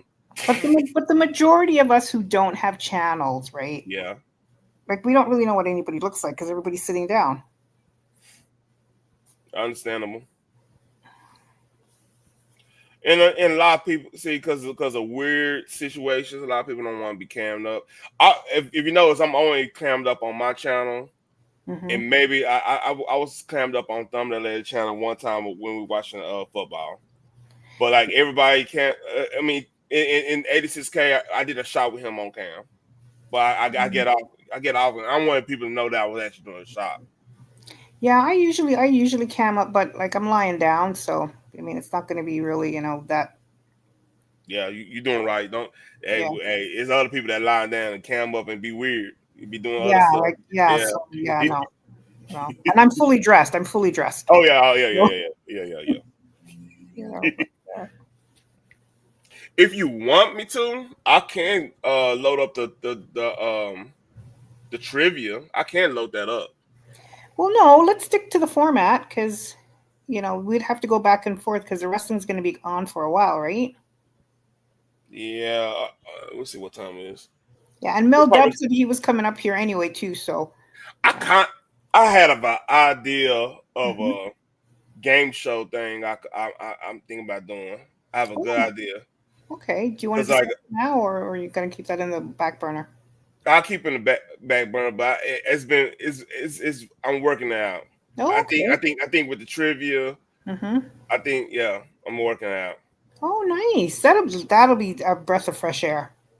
Because I like what really helped me really think about it. Because like what I, everything been going on in the panels Mm-hmm. today, like you could tell folks are tired of the always constant drama. You know what I mean? Facts. Facts. Yeah, I think there's just a breath of fresh air would really be nice. A breath of fresh air would really be nice, and also to stick to that breath of fresh air, Yeah, and not fall, to the trappings of the rigmarole. the drama. Yeah, yeah. And let me tell you this: the crazy thing about other sectors. There's here's the thing, and this is what we gotta understand. There's drama in every sector of YouTube. True. There some of the biggest YouTubers. There's always a group of detractors that's ready to be like, hey, I need to go shit on this person. Hey, this person didn't get this product out on time or whatever going on. You know what I mean? Hmm. So you have a lot of that, and then people like what right now in the like movie review thing, right? There's somebody like, well, I'm gonna attack you for not liking the movie I like. So I got a doctor, I gotta do this, gotta do that. It's a it's a thing of it's something in the human. I'll say it's inherently Western civilization in a way where when somebody's up and somebody's happy and everything, you have to find a way to kind of bring it down. Yeah, I think you are correct. There's drama in every sector, in everything. But I think that the line has to be drawn with the nastiness and thus the evilness of some of it. The line has to be drawn there. Hmm. I mean, and that's all I'm going to say about that because, I'm not really into all of that. But I just think the line has to be drawn somewhere because, yeah, the line just has to be drawn somewhere. I mean, my God, we're all human beings, for goodness sake. Like, where's the decency? You know what I mean? Like, Jesus. Yeah, and have to always understand this. We have to understand that there's always somebody out here that got it worse than you that just like their only pleasant way of living is to bring misery to other folks. It's always gonna be like that. It's everywhere. Our job, personally, in my opinion, is we see this. We just have to be like, all right, this is who you are. It's the whole stoicism. You ever heard of how, like, sometimes before you engage into like name calling and whatever, Hmm. what the hell? Hold on, I gotta mute this. I gotta listen to this.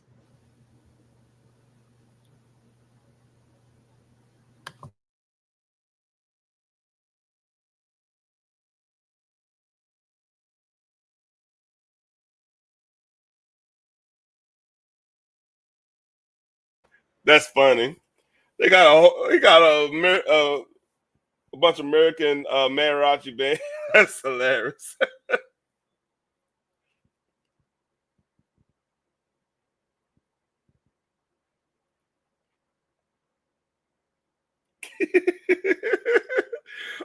Oh, man, that's funny. You can hear me, right? Yes, I can. All right.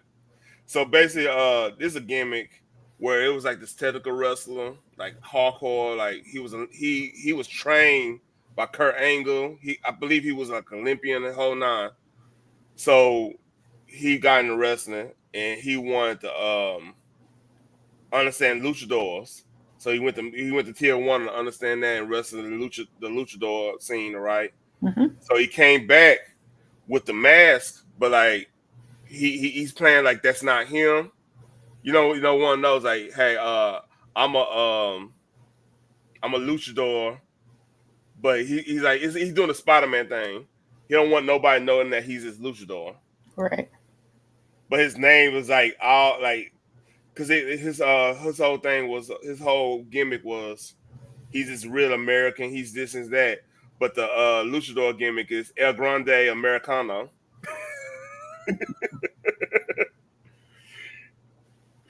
This is hilarious. El Grande Americano.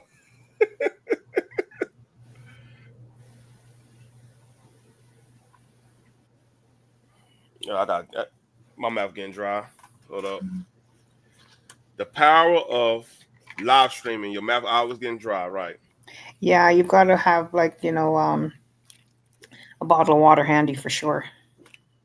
Yep.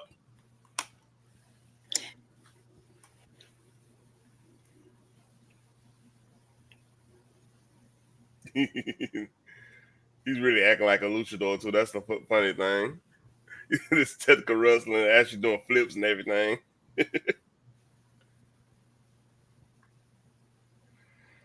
Oh, all right. I never heard this theme song. Be right. Say that again. I never heard this wrestler's theme song. I think this is like one of his debuts. Hold on, real quick. Mm-hmm.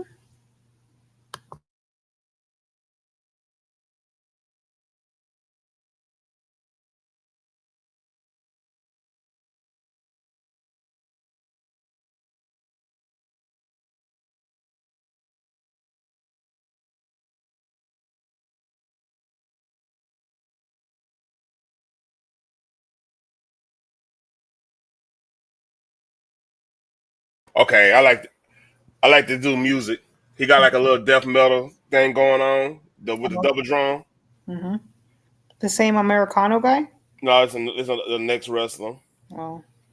What people don't know, I don't know if you know this. Mm-hmm. The metal scene in the Hispanic community is crazy. Like they legit love metal. Like Mm. like if you go to a heavy metal concert, Mm-hmm. it's gonna be a mostly Hispanic crowd now. Well, yeah, I like some metal. I like some metal. I like Kill Switch Engage. That's like my favorite, one of my favorite recent bands. I've never heard of them. Do they have any hits? Oh yeah, like all in the 2000s. Like there was a we call that what's the word for it? Metalcore. Mm-hmm. So hardcore is pretty much like American punk, Mm-hmm. and metal is metal, which you know. Yeah. So they mix the genres, call it metalcore. Well, okay. So so with Kill Switch, they had a white lead singer, but he had got messed up with drugs and stuff. He had to do rehab for a minute. Mm-hmm. So they got a black singer named Howard Jones. Mm-hmm. So what he did, he made it sound more soulful. Like he was do the growls and everything, but Right. the chorus and breakdowns, it would have a soulful sound. Right. How did that go over? Oh, they damn near went they shit. A couple of them albums almost went platinum. They mean that Oh, was big. nice. They, go ahead. I'm sorry. No, no, I was agreeing. I was just confirming to what you were saying. So they were really big. Yeah. Do you remember Cult of Personality? Oh yeah. Yeah. They had a couple of hits, but then they disappeared. A lot of them, that's and that Bad Blood that did Code of Personality. Bad Religion. Bad Religion. Hold on, let me make sure. Let me make sure. Let me make sure. I think. Oh, and Living Color. In Living Color. Living Color, that's it. Cult of Personality was one of their hits. Yeah, yeah, Yeah. yeah. So a lot of acts, if you think they if you think they like disappeared, a lot of them get in. They go into like the writing. They probably form other act because like drum could go any band. As long as you could hit the drums, Hmm. you always available. So like that drummer might be a part of like 5 or 6 different bands. Yeah, that's true too. And also too, and just because they don't have like a top 10 hit doesn't mean that they're still not producing music and being successful with their touring and stuff. Hmm. Yeah. Then like for example, like I listen to Deftones every now and then, Hmm. and the lead singer got like he got crosses, which is like a it's kind of like a synth pop alternative metal type sound. It's a weird sound, but it Hmm. works because like they do a lot of like elect, electronic music and stuff. It hits in like certain type of clubs. You know, if you have like one of alternative strip club types, you know, where the white girls got tattoos and gothic and shit, that it hits there. Yeah. So and believe it or not, here's something people probably don't know about me. Once upon a time, I used to be a skater, so Oh, okay. I used to listen to all this other stuff. Mm, yeah. Who's that really good? Is it Sean White? He's huge in the skating arena, right? Oh, Sean Yeah, White. he's like He, he's like a redheaded dude. he's the most of snowboarding, but yeah, I know what you mean. He's a snowboarder. Why am I thinking he's a Yeah, skater? you he probably I think he did BMX and everything. Oh, that was a good German suplex. Hmm. I thought let me don't have me lying. Let me make sure. I don't want to. Because I know Tony Hawk. He's like the god of Yeah, skating. snowboarder and skateboarder. Yeah, Okay. yeah, yeah, yeah. I knew he was a skateboarder. Yeah, Sean White. Yeah, yeah. Tony Hawk's been famous since he was what 10 or something. Mm-hmm. In my mind, he's still a kid. I'm shocked that he's like in his 50s. Man, I mean, he got grandkids now. Like, Yeah, it freaks me out. When in my mind, I still think he's like a kid. I remember when the S Games first came out. Remember the S Games? Like, I want to Mhm. say, like, what, 92, 93. Yeah. Wow. And last night I hung out with one. Like, I have a friend we used to build like half pipes in his backyard. Like, we would go out, steal like old not plywood, yeah, plywood, but like old like sheet wood that you'll do for like the roof and stuff, to Hmm. put the tiles and stuff on. We'll go out and steal that, sand it down, make it real smooth, the whole nine, right? Still a whole bunch of this, and then make a half pipe in his backyard. Wow. We was that like we didn't want we was like that, and we'll be playing fucking dead Kennedys and shit like that. You know, we was like I was one of them kids like that. Like you see what people trips out. Ooh, that was a nasty flip. Ooh, that was a nasty one. What trips people out like with skateboard culture, Hmm. hip hop and punk, like really hardcore here in the States. They go together. You see what I'm saying? Hmm. So you will see up here be skating to like some hardcore, you know, hardcore punk. Then turn around and be some gangster rap next. How you doing, money back? Money yo back. How you doing? I do not know. I think I know who you are, but I don't know who you are.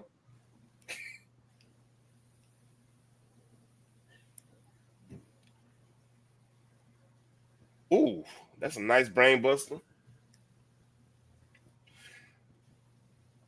So yeah, that's if I ever do have a trivia like guess what did Taryn used to do in his pre-adolescent years? Yeah, I was a Mm. skater. Yeah. Do you still do it like just for a hobby, or you've given it up? Yeah, I gave that up. I mean, I'm too old to be busting my ass. And some of those injuries are like they hardcore. Oh yeah, I'm sure. Oh yeah, I mean, you guys probably didn't even wear any protective equipment back then. fuck no. So, I Yeah. mean, eventually we had to wear a helmet, but then that's Mhm. when I was getting kind of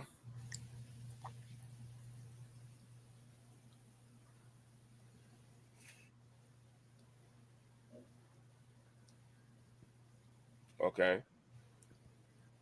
Ooh, damn, that's a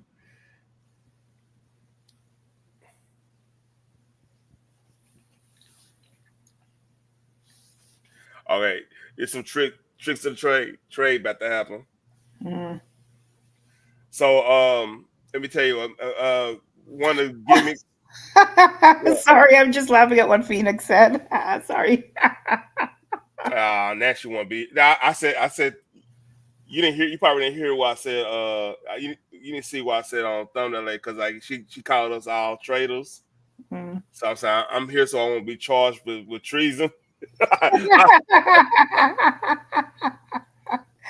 Oh boy.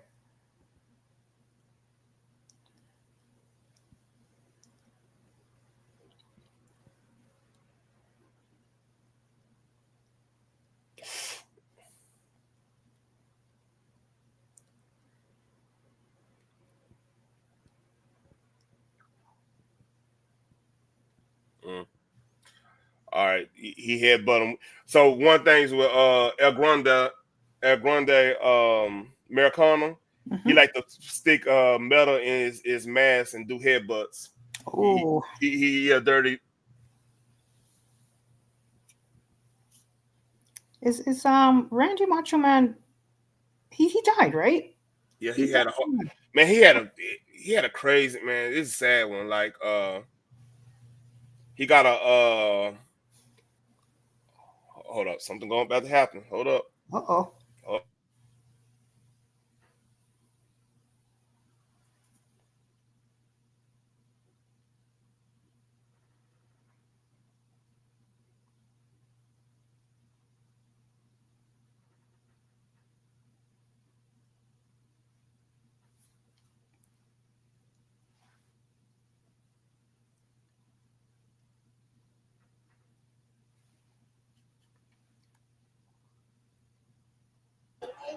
oh, the questionable object he inserted in his mask. Oh. The questionable. Boy, I love the over exaggeration commentary of wrestling. By the way, this is my shirt I'm wearing. Oh, okay. Old school. I got an Ultimate Warrior one too in there. Mm. Do you have Are you one of those individuals where you buy two of everything and then you keep one as a collector's item and wear the other one? Shirts, no. Like this is what I've been doing. Like shoes, like I Hmm. got I'm a pseudo shoe head. I'm not gonna lie. I'm a pseudo. I have me some high end Jordans and stuff. Some Hmm. oh shit. Okay. Yeah. So those shoes, like I have some that I actually wear. Right. Then I have some that I'm not gonna wear. Like I'm not gonna wear my black toe uh retro ones. I'm not wearing them. I'm not wearing the bread ones. Mm-hmm. Even though the black toes they don't cost nothing, they pretty much undervalue. I'm not wearing my bread ones and stuff. Some certain shoes I'm not gonna wear. Like I Mm-hmm.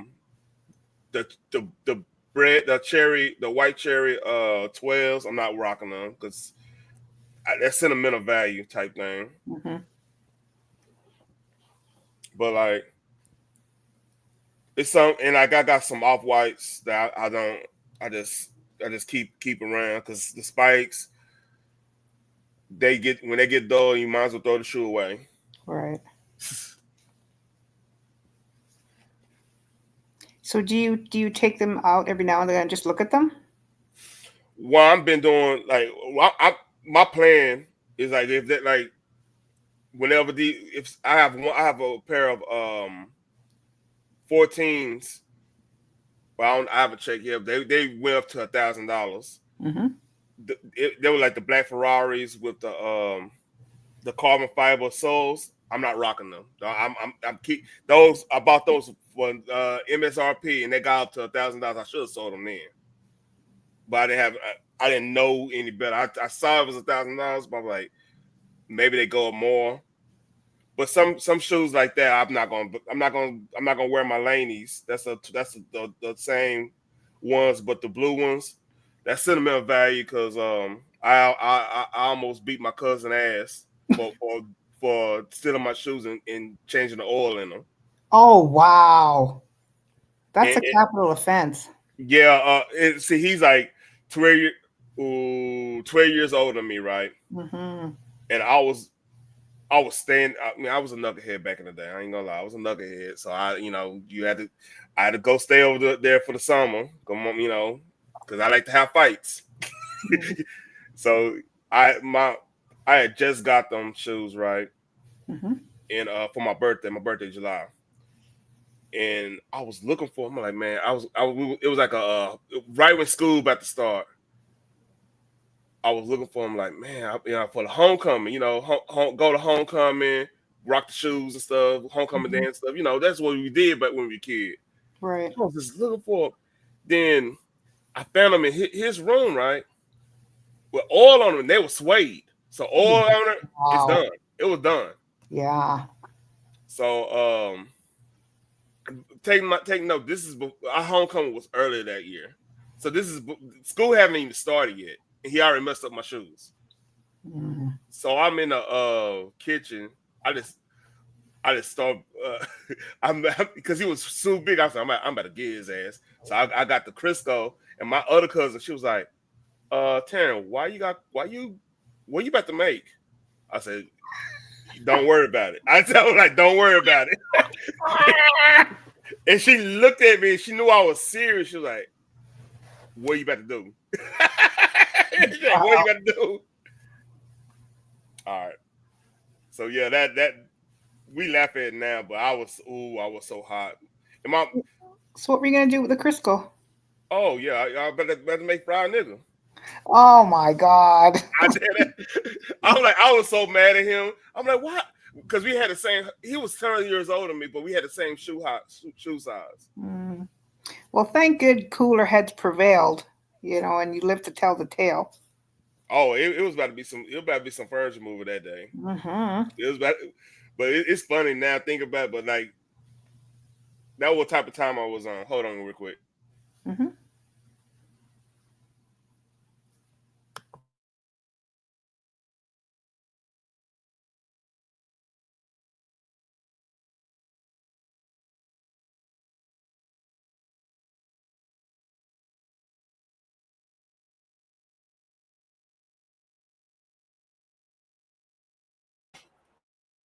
For the record, I can't play this live, so Yep, understandable.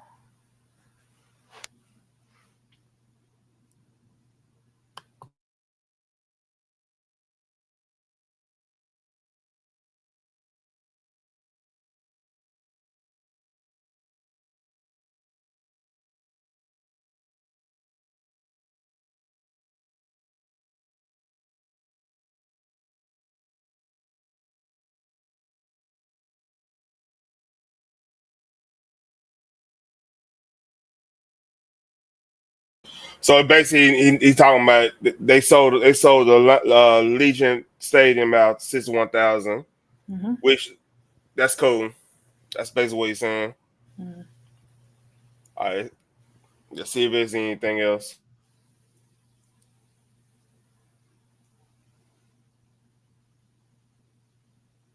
Oh yeah, Triple H is in the Wrestling Hall of Fame now. Oh, okay. Yeah, I know him. Hunter Hearst Helmsley, Paul Levesque.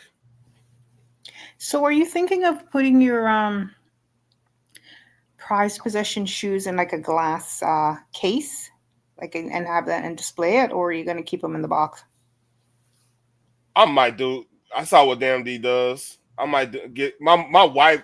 Believe it or not, of course, the whole stereotype wives do more. All that stuff. Mm-hmm. But like, she got me back getting shoes. Like at one point, like I was only shoes I was really getting was like shoes to work out in. I had me like a couple of like stuff like if we go out somewhere, I won't look like a fucking slob, you know. Mm-hmm. But like I was kind of out on getting like the J's and stuff. I kind of got out of it because like I bought me a Mustang. I was doing like I was like, well, I build a PC. I do this, do this. Mm-hmm. Shoes wasn't. But then she just started. All of a sudden, she just started buying Travis Scotts and this and that. Mm-hmm. I said, all right, now you keep on bringing these shoes in here. You gonna open that door again. So she opened up, like I said, she opened up that door, and I was like, okay. I went and that's when I got back and I got all the stuff because I was already doing they go Israel what's his name? I can never say his last name. The UFC fighter. um, I know who you're talking about. Yeah. Yeah. Anyway, but like I was already getting like comic books and stuff. I went through a whole comic book spell, rebuying a lot of stuff because my daughter was in dance, and next door to the dance class was half price books, and they had like Mm-hmm. all the classic comic books. Oh wow. So that's how I end up getting back and like getting my comic book collection back together. Mm-hmm. Because my original comic book collection got stolen. The house got Oh broken in and wow. somebody stole it and everything. Mm-hmm. This one a little bit more secure. Mm-hmm. And plus I have a thing called a Second Amendment, you know. Mm-hmm. So that's anybody thinking want to play. Yeah. Yeah. Yeah. I used to collect stamps when I was in my teens, and now I just collect like old money, like old foreign currency. That hey some of that currency, especially if it got gold and stuff in it, that's worth some. Mm-hmm. Some of that Yeah. old stuff too. Yeah.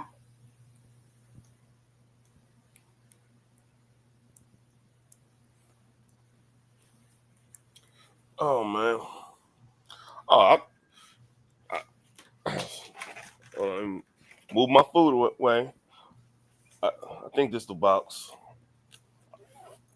I got like I got like 8 of these. Oh. I was putting some comic books up earlier. Mm-hmm.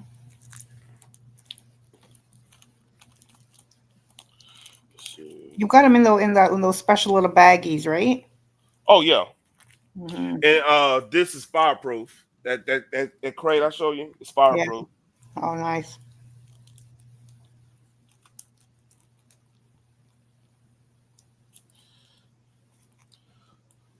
First black cat. Oh, wow. Yeah. What's is it?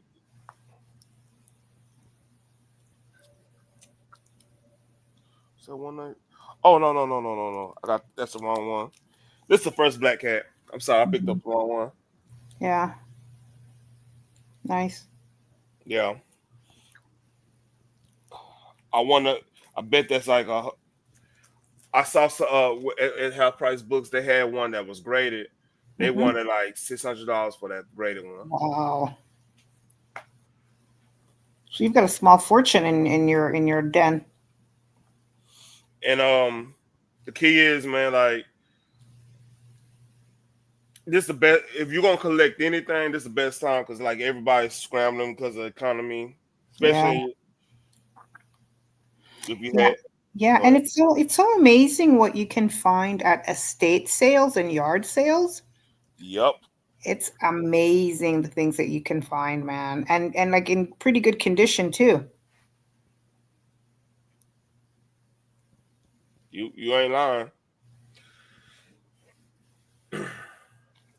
Hey, Boogie, link in the his pen if you want to come up here and chit chat your boy. I wonder if anybody's still alive. I bet.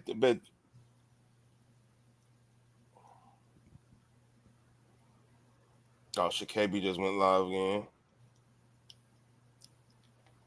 There's always somebody live. It's Yeah. rare that somebody's not live. Well, that's the beauty of these YouTube streets. I mean, you can go live anytime. Yep. You on your own schedule. Absolutely, absolutely. And you never know who's going to show up.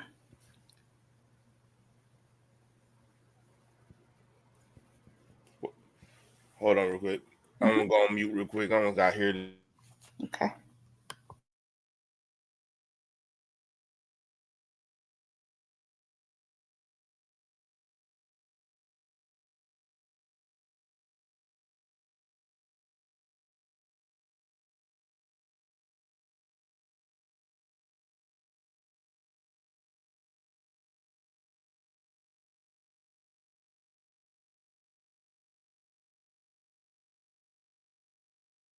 Our Tiffany Stratton, her gimmick is like the athletic Barbie type chick.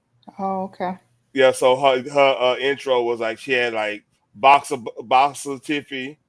That's her nickname. That's what she go by. And Hmm. then she had like a diva one. Then she in the middle, it was her. It looked like she was like in a little doll thing. It was actually pretty cool. Mm. This her first WrestleMania. Oh, She, wow. yeah, she young. She like mid 20s. Mm.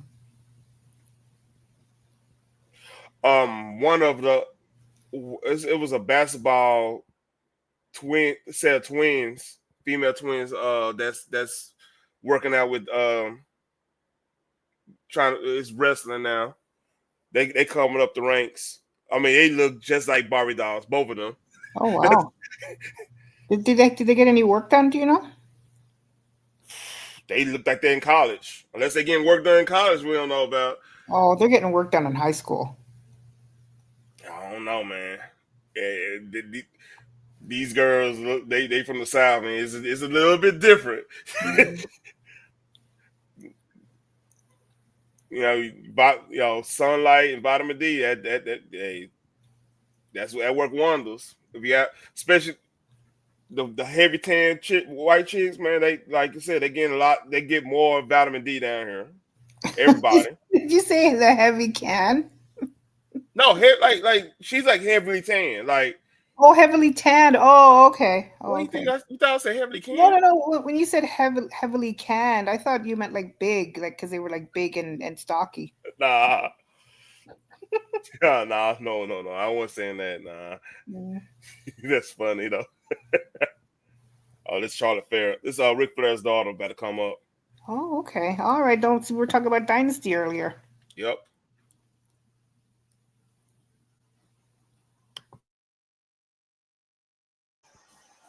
So she has a Maybach. It came out of nowhere, and she coming out Maybach. Mm, okay. They in Vegas. By the way, I didn't know if I said this. They're in Las Vegas right now. Mm. So this probably next to the last match. So it's Mm. probably gonna end around 9:30, 10ish. Yeah, I've always wanted to go to Vegas, but I probably won't go for the next couple of years, just with what's going on with the craziness with the tariffs and they're holding Canadians and all of that. So They're holding Canadians. yeah, if you stay in America for too long, um, on the way back, you're held at the border, and they're going to take you into this back room and ask you, like, what have you been doing over here?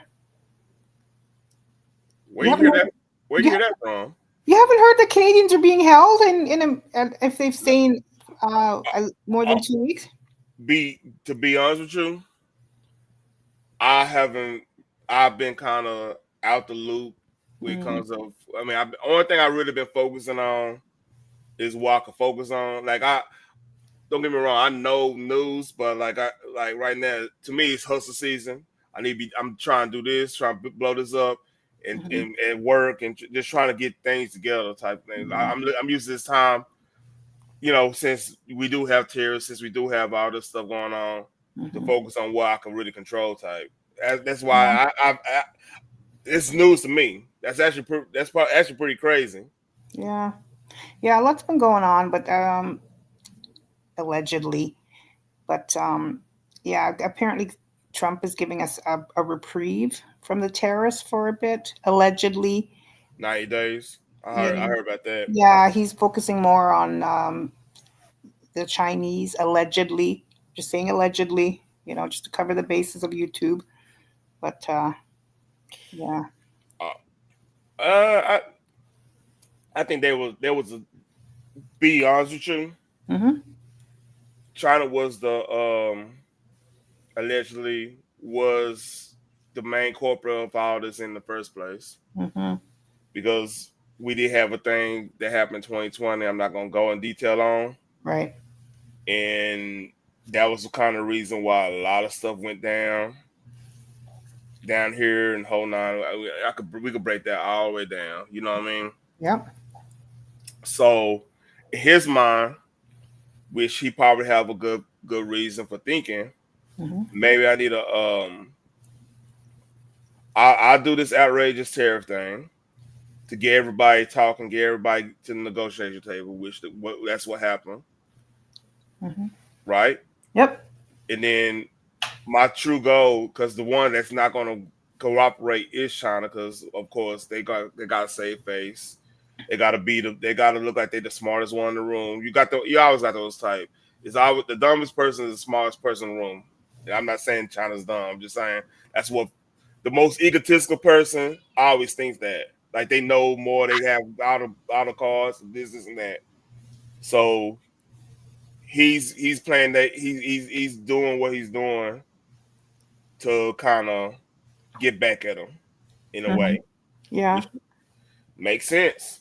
Yeah, but I think that I mean, he's doing the greater good for the country, right? And I think every politician in every country, that should be their main focus, is doing the greater good for the country and its inhabitants on a whole, right? Yeah. So I mean, we're fine over here. I mean, we can survive on our own over here. So whether there's a reprieve for 90 days or embargoes, tariffs, whatever, I mean, we're self sufficient over here. So, but it'll be interesting to see how it Oh, all plays oh, out. oh! This ain't no technical fight. They're going straight to the fisticuffs. Uh,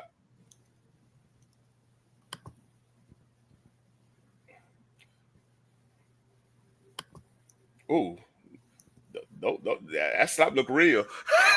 You know what I mean? I'm looking. I'm looking. I'm like, that slap look real. Isn't it all real? No, all real. But hey, I see. Sometimes you gotta look between what's actually happening. Hmm. Cause like there, this a good way if you really want to know which one's real, which one's not real. Hmm. There's a whole wormhole you can go through in wrestling lore on YouTube, Hmm. and they'll tell you which ones are stiff. That's what they call like real punches. They call it stiffs. Hmm. That's wrestling terminology. And what was a work. So the thing is, oh, that was a smart play. This actually this match remind me of Flair and Sting, how they used to have them matches where you can't really tell which ones are stiff and which ones not. You have to really look at it, Mm-hmm. and it was more they know how to sell a good rivalry, and this is like that's what they're trying to do with this. Mm-hmm. Have they ever fought before, these two women? No, Oh, okay.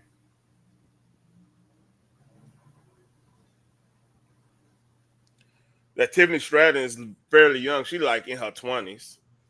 Mm-hmm. She's already champion, Wow.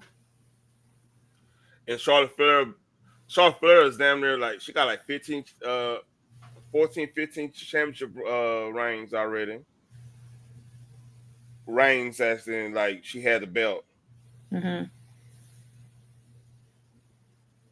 Ooh,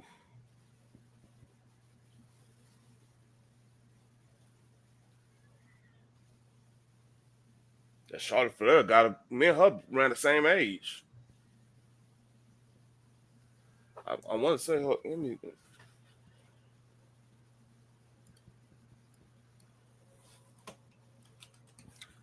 Shit. Now that's the first Google. Yeah, we just. I'm a year older than her. Oh, wow. Isn't she kind of like up in age to be wrestling though? What is she, like Uh 39? your top wrestlers now. Some of your top wrestlers in they fit like LA Knight. He's legit like late 50s, 40s. He's older than me. Wow. Yeah, you have to understand this too. Like when you get to like the prime, the wrestling prime is really between your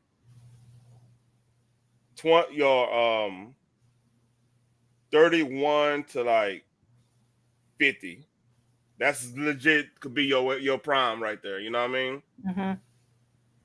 Did you see the movie The Wrestler with Mickey Rourke? Oh, great movie. Yeah, that was a great movie. That was a great, great movie. He just got kicked out of the Big Brother house in UK. He said some fucked up shit. Yeah. Oh my I think God. he wanted to get kicked out. Be real sure. I think he was like, because think about it right now. If you talk like that, there's a segment of social media is gonna be like, oh my god, they gonna love that shit because it's been the pendant of being on one side for so long. Mm-hmm. You see what I'm saying? Yeah.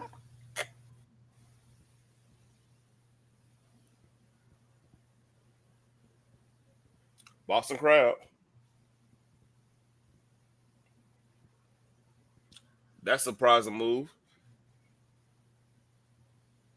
So Charlotte Flair, like Ric Flair's move is a figure four leg lock. Mm-hmm. Her move is a figure eight leg lock. So what she does a figure four, then she'll do a bridge on it. You Mm. have an echo, by the way. Me? Yeah. Oh, sorry.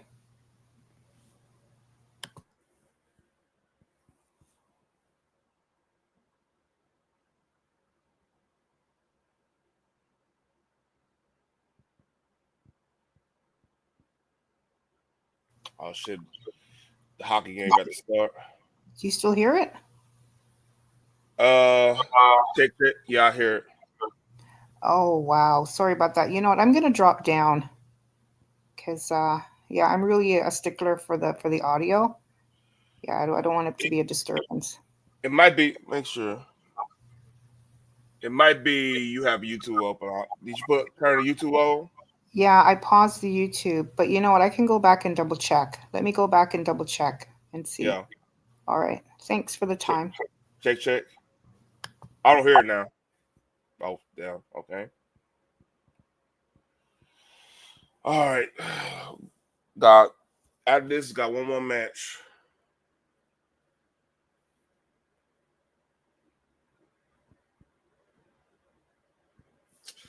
Man, hold up. I think Tiffany Stratton gotta be in her mid 20s.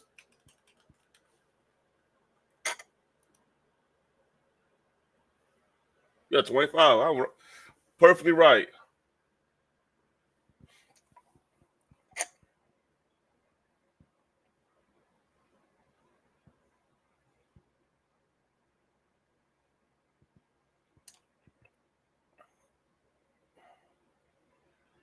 Yeah, this is a good match. Oh, I got you. I got you. All right. Check, check. Yeah, how is it now? Sound good. Oh, okay, yeah, I just went and double checked. It was paused, so I don't know what that was. Yeah, that's weird. Yeah. But sometimes there's like a glitch in the StreamYards, Yeah. especially if there's like a lot of people using it. Yeah, that was just that was,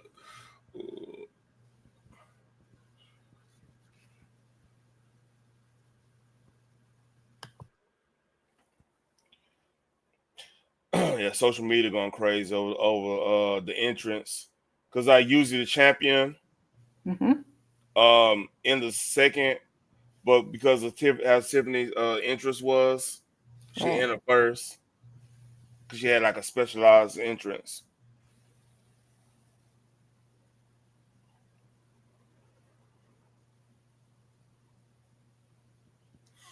Oh.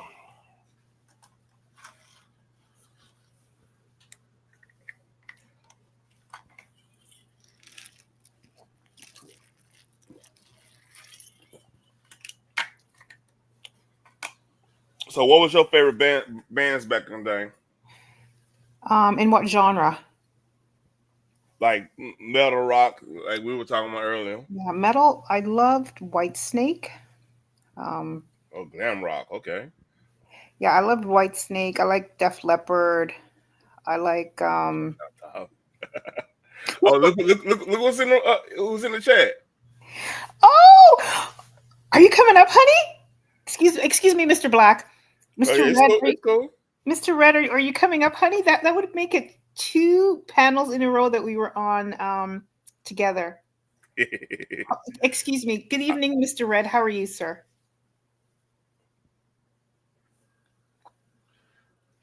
Mr. Black, I'm flustered. I'm flustered.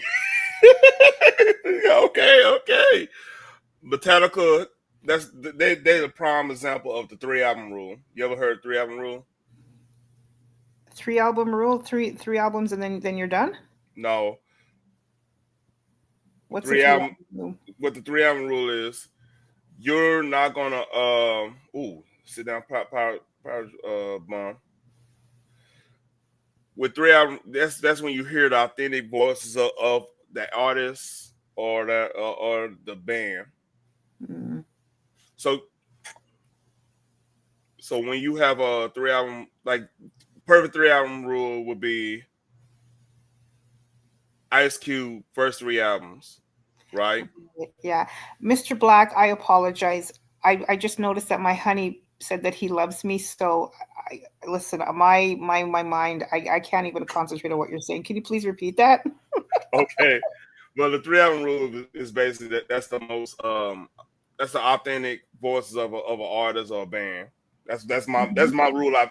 I kind of created that because like I'm a music head. Right. Oh,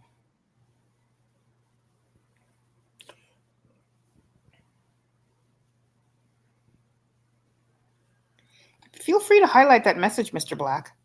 oh shit. Okay, excuse me, excuse me. Don't let me stop anything. I don't want to stop a love connection.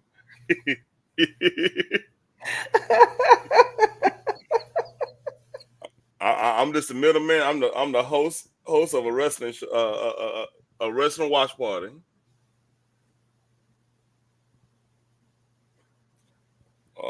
Look like they're going for a super back suplex off the turnbuckle. Brooklyn. That y'all go sound like Aces K. Right.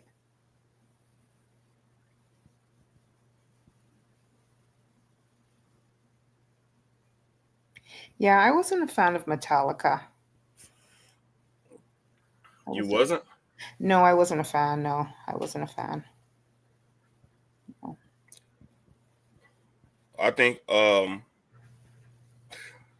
Metallica had to grow on me. I'm not gonna lie, because like when you young and you think everything you do is like the coolest and everything, Right. Yep. you be like, I don't want to. Everybody like Metallica, but that was on a frame of like the Black Album and stuff like that.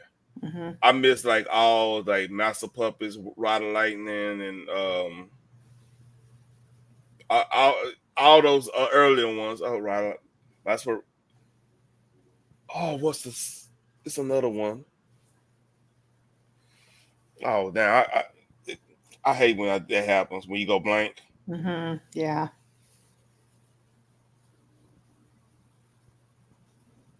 Kill 'em all. I don't know why it was on the tip of my tongue.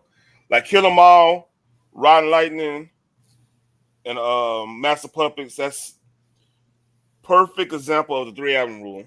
Hmm. Because after Kill 'em all, that's when you have Justice for All,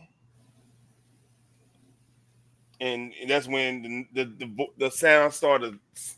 Even though one is a fucking good song, like the song one. Doom doom doom doom doom doom doom doom. It's off of that chord. It was about their granddaddy, their father being in World War II and stuff, being well not World War II, but being about it in general. Okay. It was an ode to like the veterans. It's a real good song. From Metallica? Oh yeah, one of Oh. their best songs in my opinion. Mhm. I always thought they were overhyped.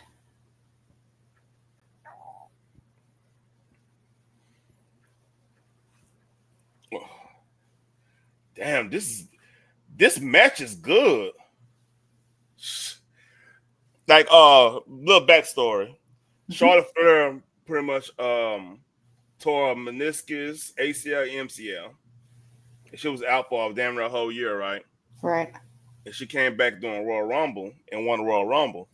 Right. And she challenged this girl for the World Wrestlemania, the match for the women's championship, one of the women's championships, right? Hmm. So Charlotte Flair does similar things like her dad does, like start working the knees and all this stuff, start doing that stuff for the Right. figure four. If you watch any wrestling back in the day, you remember what Ric Flair's little gimmick was when he about to do his finish and he'll start just beating up on your leg. You know what I'm talking about? Yes. Sorry. Yes. Yeah, I was just waiting for you to. I didn't want to interject. Yeah. All right, so this girl is attacking Charlotte's leg because Charlotte got this big old brace on it. Hmm.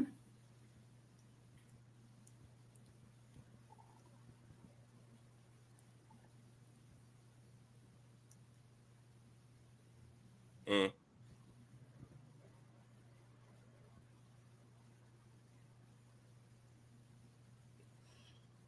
damn, this is good psychology. Like in the match, now both their legs hurt. Now she can't. Charlotte can't do her figure four like she wants to. Right. Oh, that was a gold fashioned French chop block.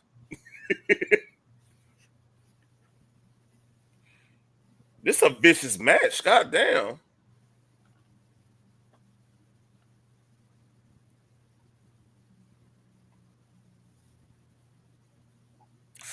Ooh,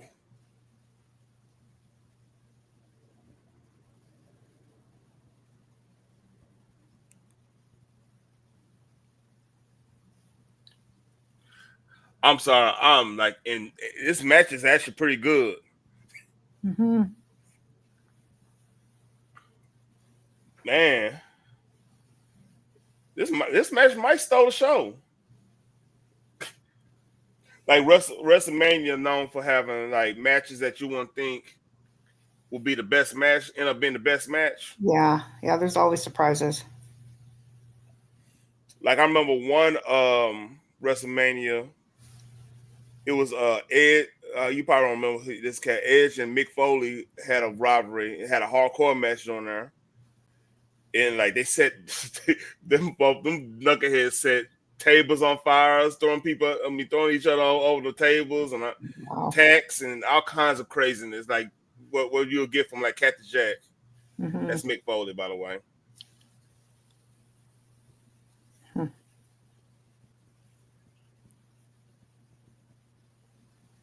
They've been going at it for quite a while, these two ladies. This is a good match. I'm surprised.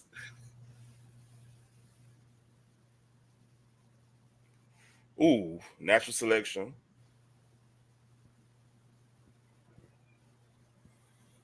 I don't think Charlotte might win this. She might not win this one.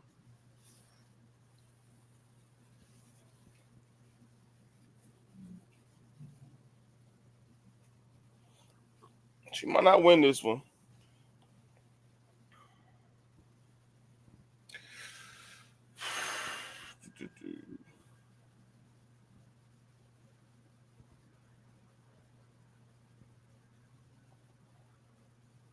See, another thing that changed the game with women wrestlers, Hmm. the use of Instagram, Yeah. because like that's how they stay feminine. Is Hmm. from the Instagram stuff. Instagram really helped the female athlete, especially because like, here you go.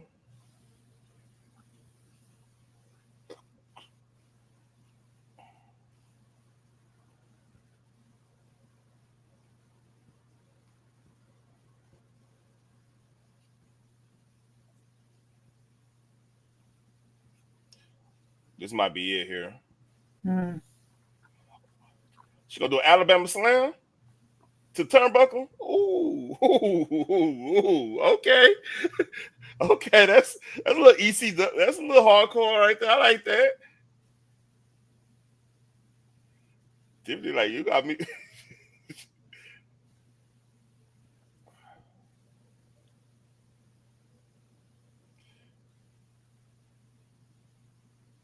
Oh, that's it.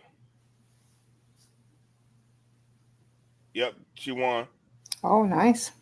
That that that match probably stole the show. That might be a showstopper right there. So the highlight reel is going to be pretty something tomorrow, or well, Yeah, not even tomorrow, in a few minutes. yeah. That might have stole the show right there. That Mm. gave us some legitimacy. I like that. Charlotte was solid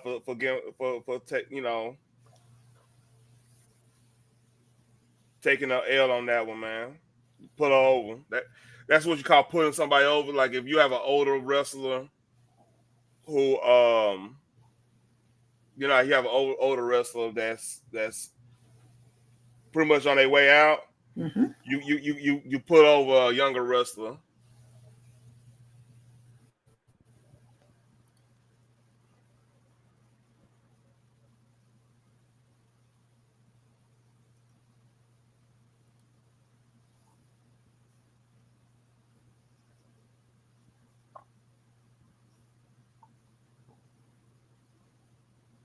I took a screenshot of that comment, by the way.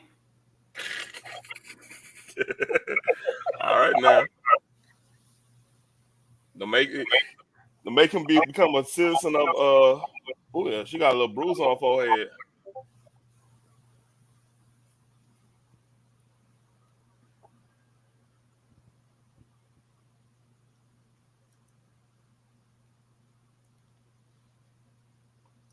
Yeah, the main event's about to come up. Woohoo! Get the popcorn ready.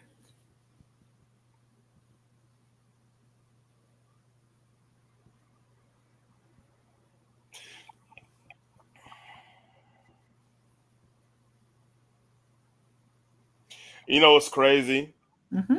They'll rock weave to the wrestling matches. Like a lot of that hair is weave.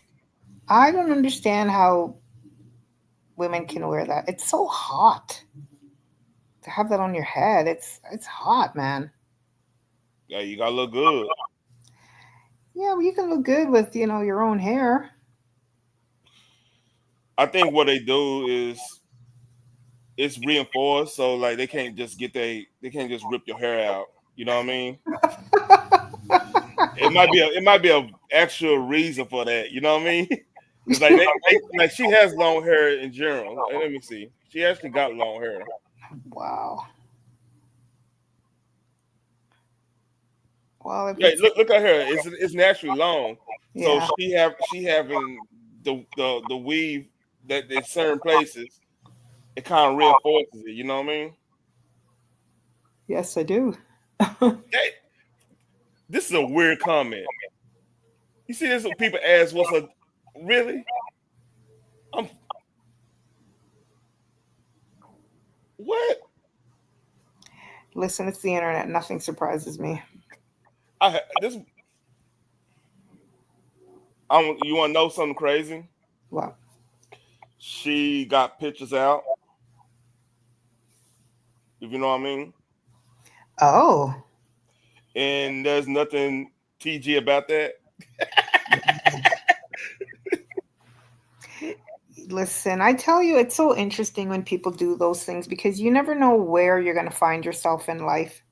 And those pictures are definitely going to come back to haunt whoever puts those out. At some point in their life, it's going to come back to haunt them. It's never a good thing to have these type of pictures just floating around somewhere. You, back in the day when everybody had common sense, I would agree with you. But like, I don't think you understand what's going on in the internet these days, where now it's so many people playing those type of games where you don't really know. You know what I'm saying? Yeah, yeah. So honest got truth is almost like an enhancement to your like daily life. If they not got, if somebody already know what they're getting themselves into, they're like, all right, I know what I'm getting myself into. I know that's real. I could deal with this. If she's still doing this, okay, I can't deal with that. But if it was just a phase, you could kind of work that. You go like, all right, you know, I kind of work that. I know what she is. I don't give a damn what these people talk about. I don't have to talk to them no more. You know what I mean? You so because now the thing is scare people more, scare dudes more. Hmm. You go with a chick that she look, you know, attractive, and you find out she ain't what she's supposed to be. Right. Yeah. There's a lot of that going around. It's man, I don't know. It's just I don't know. It blows my mind. It just blows my mind. Hmm. We're living in some strange times, but then again, I wonder: are we living in strange times, or are we just living in the times that we're in? Because there's nothing new under the sun, right? Everything that's been done before has just been regurgitated. Now it's just more on a grander scale because everything is at your fingertips. You know about it instantaneously. You don't have to wait for the newspaper to come out. Yeah. Lex.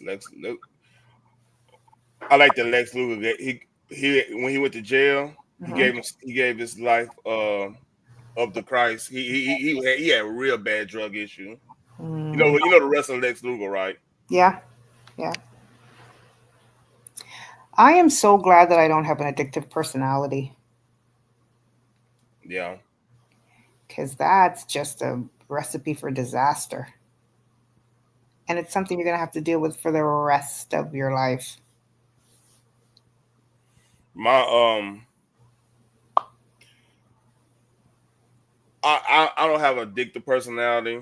I don't believe I do, because like I don't know if there's even a personality trait that explains what I'll be considered. Because like I what my friend go like, yeah, you just remember like use information that everybody would think is useless until like the situation arises. Mm-hmm. I'm one of them type. That makes sense. Yep. Yep. Like yesterday, for example, my friend, he was doing, we were doing like a movie night for the kids, watch the Sandlot and stuff, right? Mm-hmm. So he had a projector. And he wanted to run the audio to his. He had some like old computer speakers. We had a big subwoofer. He had it for years. Mm-hmm. So he had all the cords, but like the little splitter. Matter of fact, I think I got one right here. Let me see. There you go. He didn't have one of these, Right. Mm-hmm. and I'm like, oh yeah, you need a splitter. He was like, really, dude? I'm like, yeah. I said, why would you know that? I was like, look, I just know this type of thing. I don't know. I don't know why I know this. I remember this stuff. I don't know why I know this. That's cute. You should put that on a T-shirt. I don't know why I know this. Yeah, that's a great tagline, actually. I that's part of what I'm sort of saying when I'm like doing trivia, because like when I did trivia against them, they thought I was legit cheating, but I legit remember Do you have NFL a stuff. What's Do up? you have a photographic memory? I don't know. Mm-hmm. I it's like this, when I'm really into something, Mm-hmm. I just remember key facts. Wow. But if I'm You like, you would have made a great lawyer. oh yeah, Oregon and stuff, I can see that. Yeah. There's this actress, Mary Lou Retton, Yeah. and she has one of these phenomenons about her as a human being. She remembers every single fact of her life from like when she was 1 until now. I think she's in her 60s or something. She remembers every single day. She's like one of these rare human phenomenon type of things. She's like a walking human computer of her life. The the I remember everything from not everything, but every key fact, I should say, from Yeah. 4 years old, 4 year old on that on up. Wow. Like I can remember, see, like Super Bowl stuff. I've watched pretty much it. I remember from 4 years old. So that'd be Super Bowl '88. That's San Francisco. Hold on. Super Bowl '87, '88 would have been Redskins in Denver. I mean,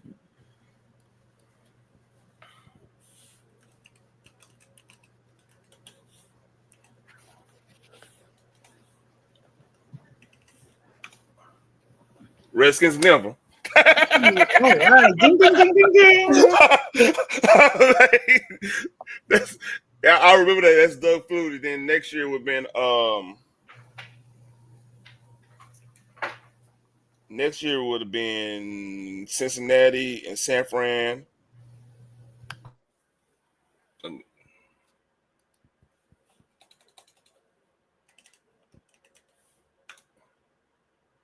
Cincinnati and San Fran. Then that next year would have been Buffalo in New York. That that's crazy. I remember this stuff, huh? So you're the 3 album rule. Oh, my bad. 49ers and Broncos. Then would have been. I always get those mixed up because I'm thinking, because I know Broncos didn't get in the Super Bowl until '96. Oh no, '96, '97 against the Packers. Right. So yeah, I always get those mixed up. But like the next one, it would have been Wild Ride, Steve Norville. That one is probably and that happened in the Superdome. It's like I always get that one mixed up. Mm-hmm. I remember 49ers went back to back. Then 91 99-1 is Buffalo, New York. Yep. No, I did the same thing. 91, 91, 92, y'all. Hold up.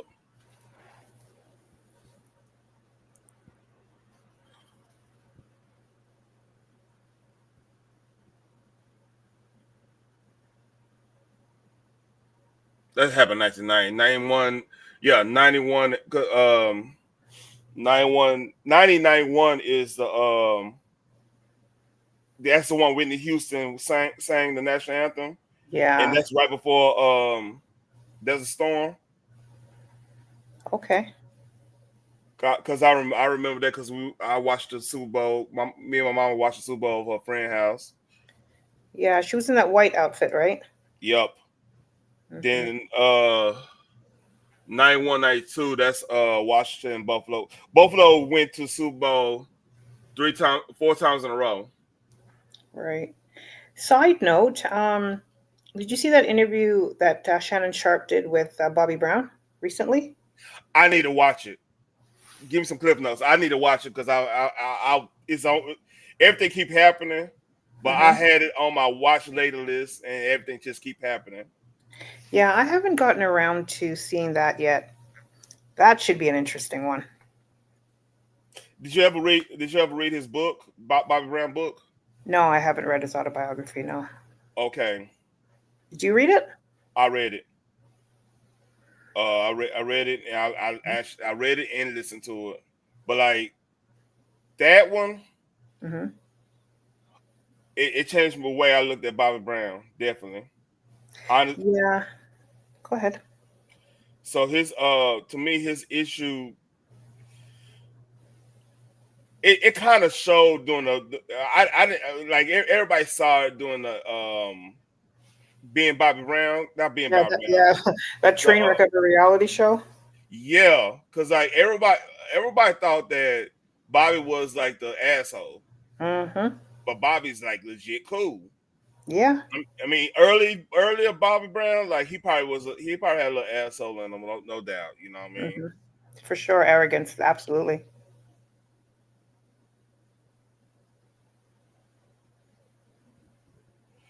So mm. You know what's No, so funny? When uh, you take these dramatic pauses because the wrestling has caught your attention. no, I'm looking at how they, yeah. This is what happened when watch parties. Like I like if UFC, I just shut up like, oh damn, that's a nice takedown, or oh that, you, Yeah, yeah, I totally agree with what you're saying because even with the whole addiction issue, it wasn't Bobby Brown that brought her into the threshold of that. It was her brother, and allegedly. in her so-called friend that might or might have not been the type of Yep. enjoy a woman's company. Yeah. Yeah. But isn't it was I just found it eerie how her daughter died the same way. That was so eerie. You have to think this too. Like, it's two ways you could look at it. One, you could look at it that she was so distraught and so enamored with the situation of how her mama died. She wanted if she wanted to go, she wanted to go exactly the same way, which is Mm-hmm. an eerie proposition. That's like crazy to think about. Yep. Or they both was hit. One of the Yeah. two. Yeah. I'm leaning towards the latter. Yeah. Definitely, I'm leaning towards the latter. Yeah. Even with like Pimp C, the whole Pimp C situation, how they found them was weird. Like it was like a statement. Is he the one that died on the airplane? No, he died in his hotel room. So this is what scares me. I wonder if we're gonna find out more about this because a certain I gatekeeper is in trouble now, right? Mm-hmm. Yeah. So he was saying all this stuff about like the community doing all this stuff behind closed doors in the hip hop community. Yeah. The community, you know what I mean by the community. Okay, Yes. we understand. Yeah, yeah. So my question is the way they found them and how the toxicology report, and then how his family reacted, not his family, but his old lady and how everybody reacted towards that situation. Mm-hmm. Is there more to that story? And nobody's been talking about that Yeah. because Yeah. Go ahead. yeah, Sorry. no, I'm good. I'm good. I just think whenever there's a public figure that dies under mysterious circumstances and nobody, or the powers that be aren't showing any interest in investigating the root of how this transpired, then yeah, it always gives you cause to wonder, like, what are they covering up, right? Yeah. But it will all eventually come out. Is it going to come out in 5 years, 10 years, 3 years, 20 years? Who knows? But it all eventually comes out.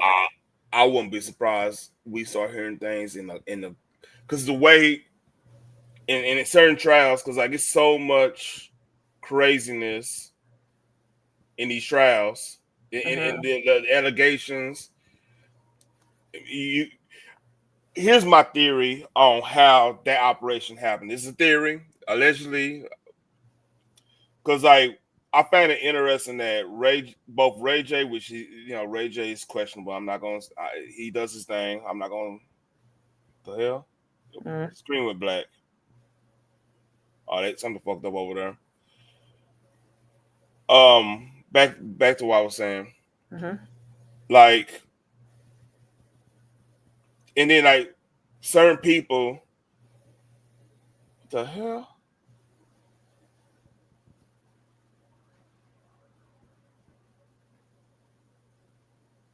Okay, that's dope. The whole stadium went black. The key came out. He started out wearing all white, right? Oh Lord. No, real talk. He started out wearing all white, all black. Then the stadium went totally dark. Nobody could see anything. Then it went back on. He wearing all white. Oh, like, what the hell? Costume change. That's crazy. He had like an oversized coat on beforehand. He was setting things on fire. It was kind of dope. I was like, what the hell going on? All right, sorry about that. Okay. So here's my theory about that. All right, Ray J, it's a certain source like, yeah, I went to these parties, but I never was like involved in the backroom situations or anything like that. We were just out there having fun and we left early. Everybody's been saying this. Yeah. So here's my theory. Okay. Let's say middle management. Let's say we in middle management, right? So middle management got to do all the dirty work, got to go set up things, got to go pay people off if they've been situated with or anything. They got to do all the dirty work in these type of organizations. They got to go get the cheesecake from the store type shit. You see what I'm saying? Yes. So what these are egotistical motherfuckers here we dealing with. So how can you keep dibs on your artists, your everybody that's on your wing? How can you keep dibs on them, right? Right. The easiest way is you have a whole bunch of people that's compromised because of certain situations, certain baby oil situations, certain was forced into this or was drug into this or whatever. And don't want this out to their family that you partake in this and this and that, right? Okay, now you liable to, you have to do things they want you to do unless they're gonna let this tape out that you got ran through or something happened to you. You see how that work? Does that make sense? Sorry, I was on mute. Yes, I see how that works. But also too, right? Yeah, I agree with you. It's either they were there and they left early and they never saw anything, or they were never there in the first place. Because somehow they knew, the hairs on the back of their neck stood up, or they just, they had a gut feeling, and so they never went. But isn't it interesting how when that was the hottest ticket in town, everybody wanted to be there? Exactly. Right? So my theory on that, like if you're artist or you're movie star or whatever, and your publicist or your agent said, hey, you got an industry party to go to, right? You got an industry party to go to, you go meet up people, you can get these roles here and these roles there. You need to go to this, right? Not saying who hosting it, not saying if it's presenting you as a corporate party. Mm-hmm. Okay, you go to that corporate party, you find out Diddy's running it. Because why would they want to get? They need those stars to make it legitimate. Right. So if you go to a party, let's say me and you, we regular Joes, we go to a party. Oh shit, Kanye there. Oh shit, such there. Oh, this a live little party here. You get comfortable because you feel like you in the grad, you round everybody that's like on that level. You know what I'm Right. saying? Yes. Yep. Then next thing you know, you compromise. But the thing is, right, there's a huge step between being invited to a party, going to a party, and then getting compromised, right? Now, I think it's different if, you go and then somebody roofies you and then you don't know. That's a whole different situation because, you've been roofied, you've blacked out, and according to reports, allegedly horse tranquilizers were used, memory loss drugs were used allegedly. Mm-hmm. So right, but what about the individuals who weren't roofied, who weren't drugged, right? There's steps that lead up to whatever nefarious act that's happening, right? So at what point as an individual do you say to yourself, okay, you know what, I don't care if this is for my career, this is way below my moral compass, I'm leaving.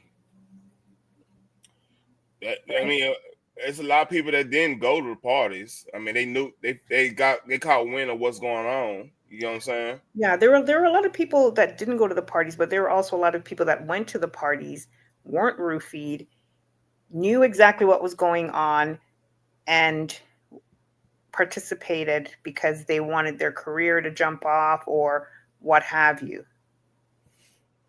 You know what I mean? What the probably the easiest way of looking at that Mm-hmm. is the fact that yeah, that happened. That probably happened, and they probably gonna get their day in court too if they engage in any of that stuff like Yeah, legitimately. yeah, and also too, at what point, right? I mean, at what point do you compromise your integrity to keep going back, and doing what you're doing? And then apparently you don't know that there are tapes until you actually say, okay, is enough, and then you want to leave, and then boom, this tape comes out, and it's like, okay, then you're being blackmailed or coerced, or whatever terminology people want to use. I mean, I don't know, it's going to be very interesting, but the way things are looking, I mean, that it's looking like he might get off. It's looking that way. How So so? How does it look that way? because have you been watching the TMZ coverage of it? I honestly, true. I've been looking at the street paperwork, right? Yeah, yeah, because TMZ was looking at it, and they're trying to go to they're trying to use the angle that the feds did some unscrupulous things Of to course, they get, say that. I and mean, now they're looking at getting a female black high-powered lawyer to represent him. That's the angle that they're working with now. They've got two high-powered lawyers. Brian Steele, I think he was in that RICO thing with the YSL. yeah. Here's the thing. I can speak on the YSL stuff. Now, if you would looked at any RICO statute, anything used, it's never really just one gang they go after. Hmm. You see what I'm saying? Yeah. Like RICO's usually they're gonna hit everybody that's in some type of criminal organization. Like they gonna enhance every little trespassing charge. Trespass is now felony trespassing or some shit or intimidation or some shit. They're gonna enhance everything Yeah. just to make my point is in all this. is that you usually don't just have one game on a RICO. You have like multiple games on a RICO, and they try and clean up everything. Right. Yeah. So they've got Brian Steele on the case now. They've got Mark Garagos. He's on the case as well. And his legal team is looking at getting the case thrown out on a technicality. That would be crazy. Can you imagine? I think that would be one of the biggest upsets in the legal world since OJ. Hey, honest got truth with the OJ situation. Yeah. Here's my thing, and this is the question I always ask everybody who think that OJ was this guilty person and everything, which he probably got some guilt in him. He probably got guilt somewhere in that equation. I'm not saying that. He did whoop our ass. Here's my question. Mm-hmm. When did OJ get knife training? Close quarter knife training to be able to do that with a butcher knife against two grown people? That's an interesting angle. Well, it is. That's an interesting angle because apparently he allegedly he was hyped up on on the the Michelle Pfeiffer. Yeah, the white. I know what you're talking about. That white gold, right? So you know what Oh, speaking of In Love and Color, guess who's doing the theme song of CM Punk? Who? In Love and Color is doing the theme song right now on Super Bowl. What? We were just talking about them. That's the guitarist right there. Oh wow! Turn on Peacock right now.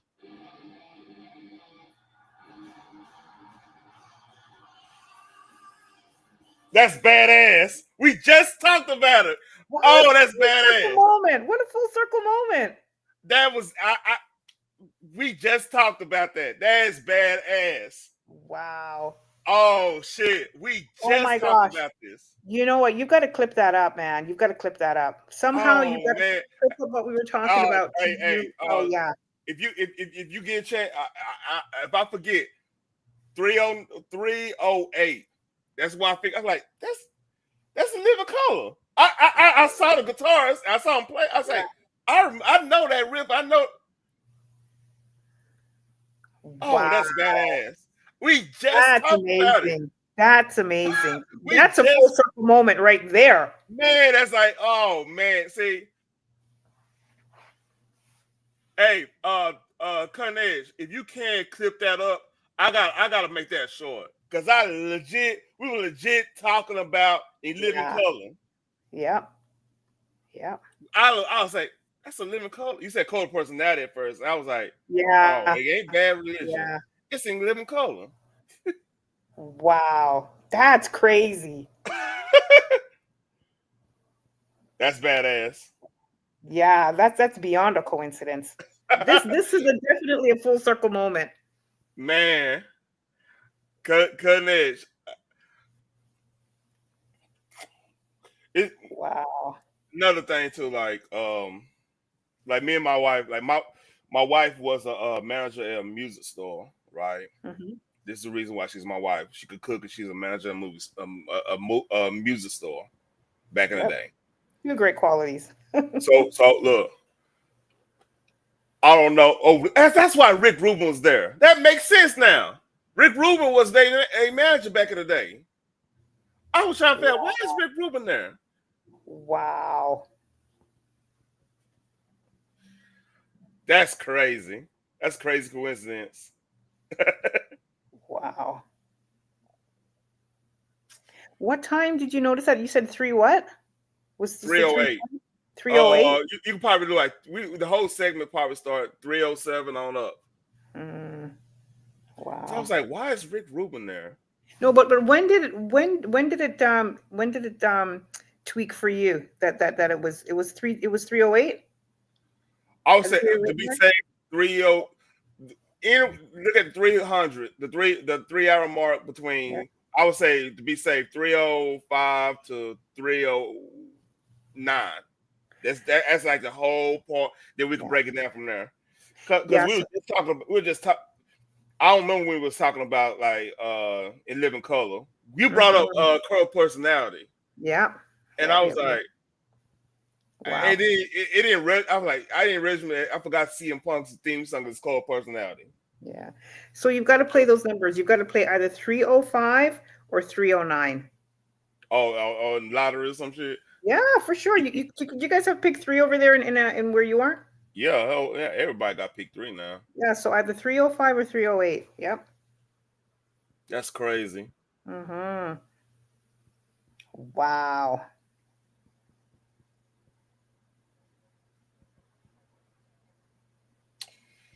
Yeah. I forgot what I was talking about. Oh yeah, OJ. Yeah. Yeah, he no kind of like so yeah, back to Pete Diddy's situation, right? Mm-hmm. The reason why that technicality stuff might not work Mm-hmm. is because there's so many charges. Yeah, he might get off with a technicality on certain, like, I mean, the criminal um aspect of it, because maybe allegedly the feds didn't dot all their I's or cross their T's, right? But I think the civil part, he's not going to get off with the civil part because he could still be sued civilly, right? But see, the thing is about technicalities, right? Mm-hmm. It depends on if they're gonna dismiss they have to dismiss it with prejudice. My mouth Prejudice. dry. With Yeah. prejudice, yeah. Yeah. If they do that, that means he can't be charged again, which I Right. highly doubt, because feds don't fuck up like that. Yeah, I mean, it's rare, but they have been known to.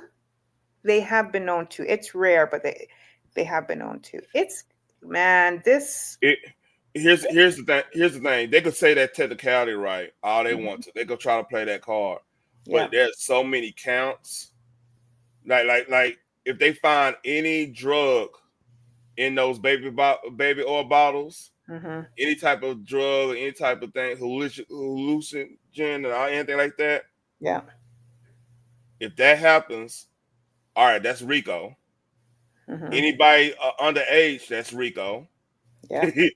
if you traffic any, if you took if you in Dallas and I took you to Shreveport, Louisiana, to go meet up with a dude and have a good time with, that's human trafficking. Yeah. That's then all of a sudden that's a superseding indictment. Mm-hmm. What I'm saying, there is literally no way he gonna get out for this unless the jury say, well, he's did it, he's too good, he's this. Which with superstars like that, never know. Yeah, man. It's, it's listen. It's all very interesting because, I mean, I never would have saw this coming. Never. And I've never been a P Diddy fan. Never, ever, ever. He's I always creeped me out. So it's all going to be very interesting to see. I'm to say you never going. I never saw this. I mean, I can't sit up here and lie about that. Here's the thing. Hollywood, if you ain't paying attention, Hollywood is really down right now, money Mm-hmm. wise, right? Yep. They the political credit score is pretty low too. You see what I'm saying? Mm-hmm. Yep. So right now, we're the media in a lot of cases. People will listen. I'm not saying me, but I'm just saying YouTube in general. Will Mm-hmm. listen to another YouTuber before they talk. They listen to CNN and MSNBC or whatever. You know, tradition right now. So my point is, right, what Diddy is now expendable because he's never gonna have as less of power as he have right now. Right. And plus he try to buck up at the system for him wanting to get his percentage better, his money right. Mm-hmm. So That's all. That's everything that's working against them. You see what I'm saying? Yes. Well, this is a hardcore. This is a fucking heavy ass match already. They'll knock over the stairs. You know the stairs you walk in the ring with. They'll knock. When they knock over there, that means they better shut down. They better shut the show down. They better go. They going in. You might see blood this match. Remember when the old wrestling match when you see blood, they'll do the little.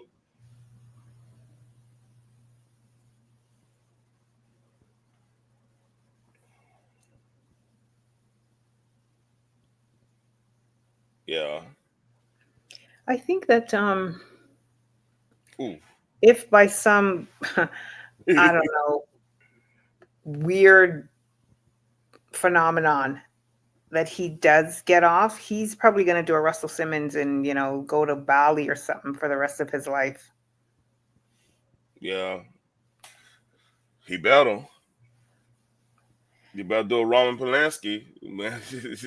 Roman Polanski never said. Oh yeah, that's right. He's in he's in Paris, right? I think he exiled himself to Paris. Something like that. Yeah, you want to know have you really went down the rabbit hole with the Charles Manson shit? No, but I know a bit about it because I know that he was MK Ultra, allegedly. You know about the MK Ultra and the adrenochrome and all of that, right? And his mother was a lady of the night, and she basically sold her kid to some military dude, and they did some experiments on him, mind control stuff. I didn't hear. This is the weirdest thing about the whole Charles Manson thing, right? Mm-hmm. That allegedly his probation officer was given the LSD. I wouldn't be surprised. So, because the question should have been like, why the fuck would how do you get that much LSD to give to? And you got to look at who exactly was following them. A lot, like 90% of the people following him were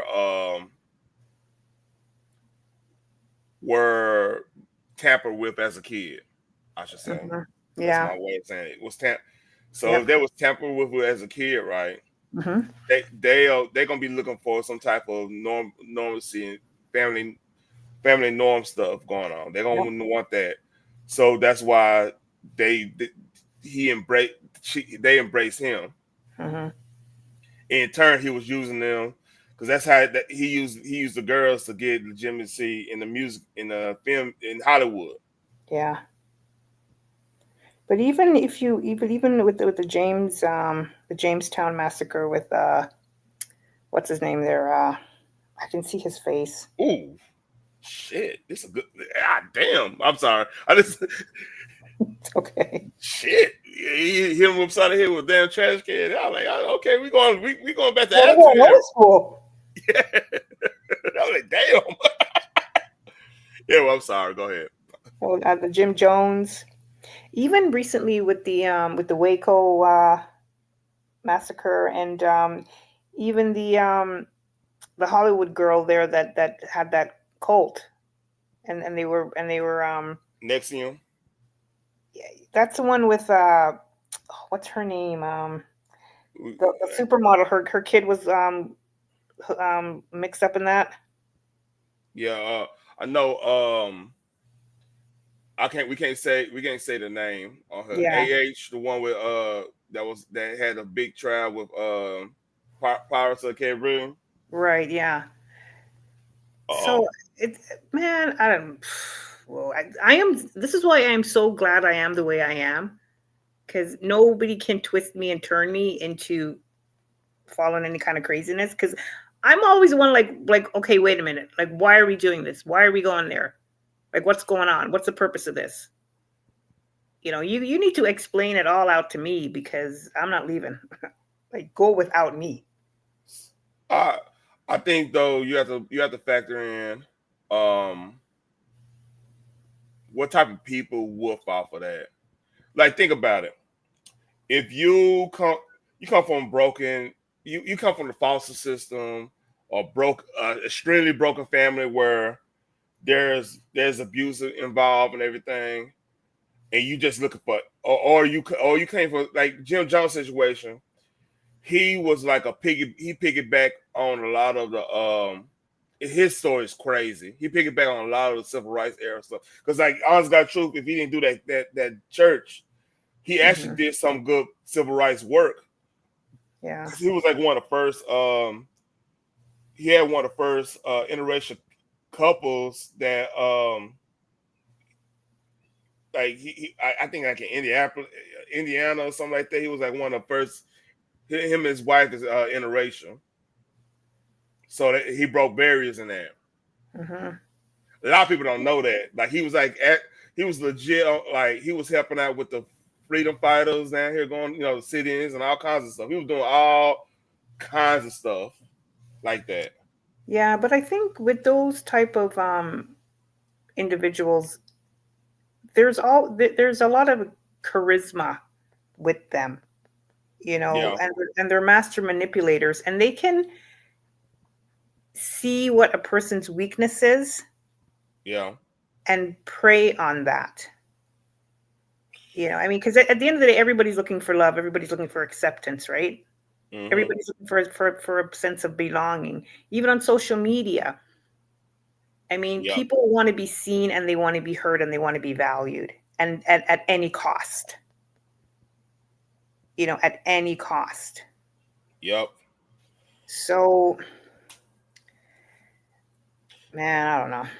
And the thing is, he was on pills and methamphetamines, all kinds of amphetamines, and with all kinds of pill stuff. So Mm-hmm. here's a common denominator with like a lot of self delete, the family deletion, self deletion stuff. You know what I'm saying? I can't say Yeah. it. Yep. Yep. Is a lot of it is like it's crazy how many drugs or those type of drugs are placed into that. You see what I'm saying? Yeah. Because what happens, you develop like a possessive streak. Like even look at Batman for World War II, right? He was Mm-hmm. on that stuff. And instead of like taking his L and going to exile the whole nine, prior to it's going downhill before the Soviets take over that certain town and everything.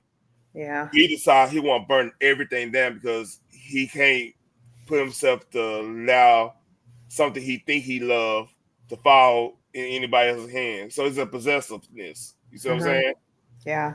But and also too, it's also about control too. Yeah. You know. Ooh, it's just, man, I don't know. So with the Diddy situation, Mm-hmm. that's definitely he had an operation. Because think about this. This is what like when Epstein happened, right? Mm-hmm. Did you honest God think? Did anybody honest God think Epstein was the only one? Right. It had to be other people. And then look at, if you do have a chance, look at how many people. Oh shit!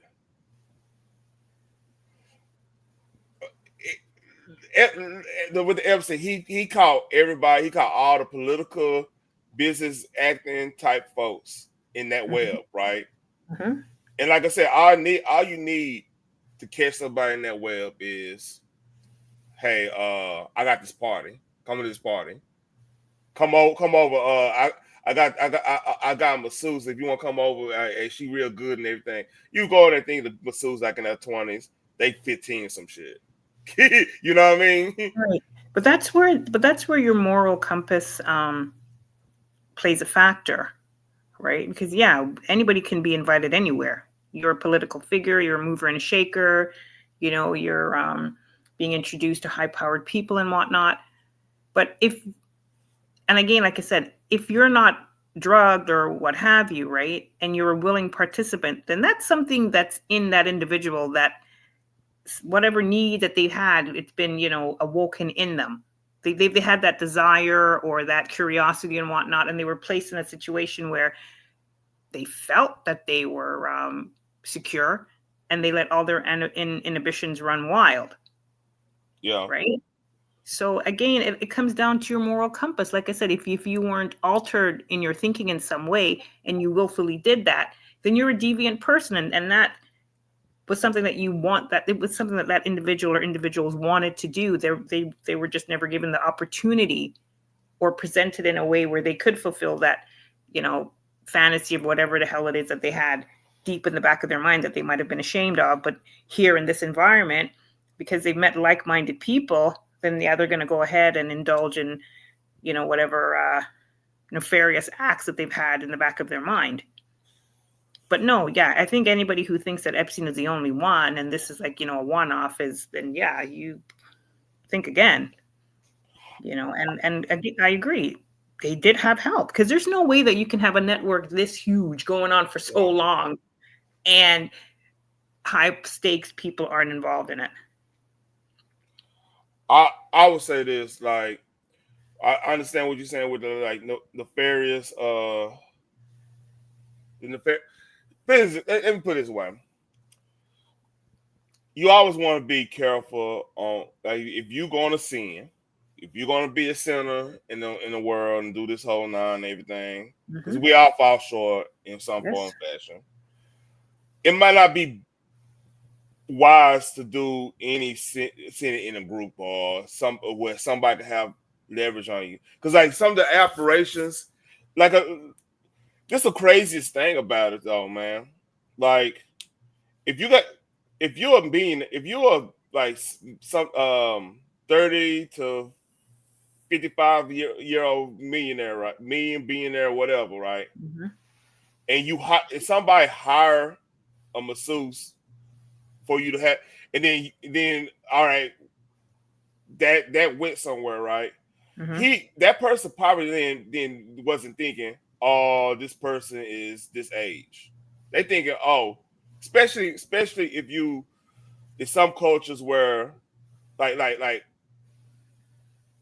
say like East Asian culture, it's gonna be, from a Western standpoint, it's gonna be hard to tell a 30-year-old from an 18-year-old in that culture, because like there's cues that only in their culture they will understand, like they understand aging, they aging different than how we see aging in a way, just because of they where they eat, they diet, the whole nine, like the stature of them, because like I could tell if I go somewhere, I could tell, all right, this girl is of age.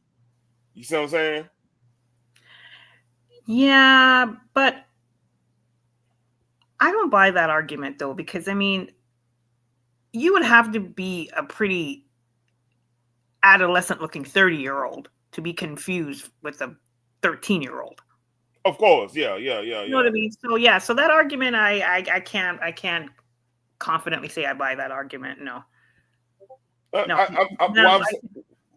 I'm saying is like I guarantee you, if you go to if you ever like just go look at like they modern book, like they swimsuit, like everybody got like a sports illustrated swimsuit that's dedicated to their country or whatever, right?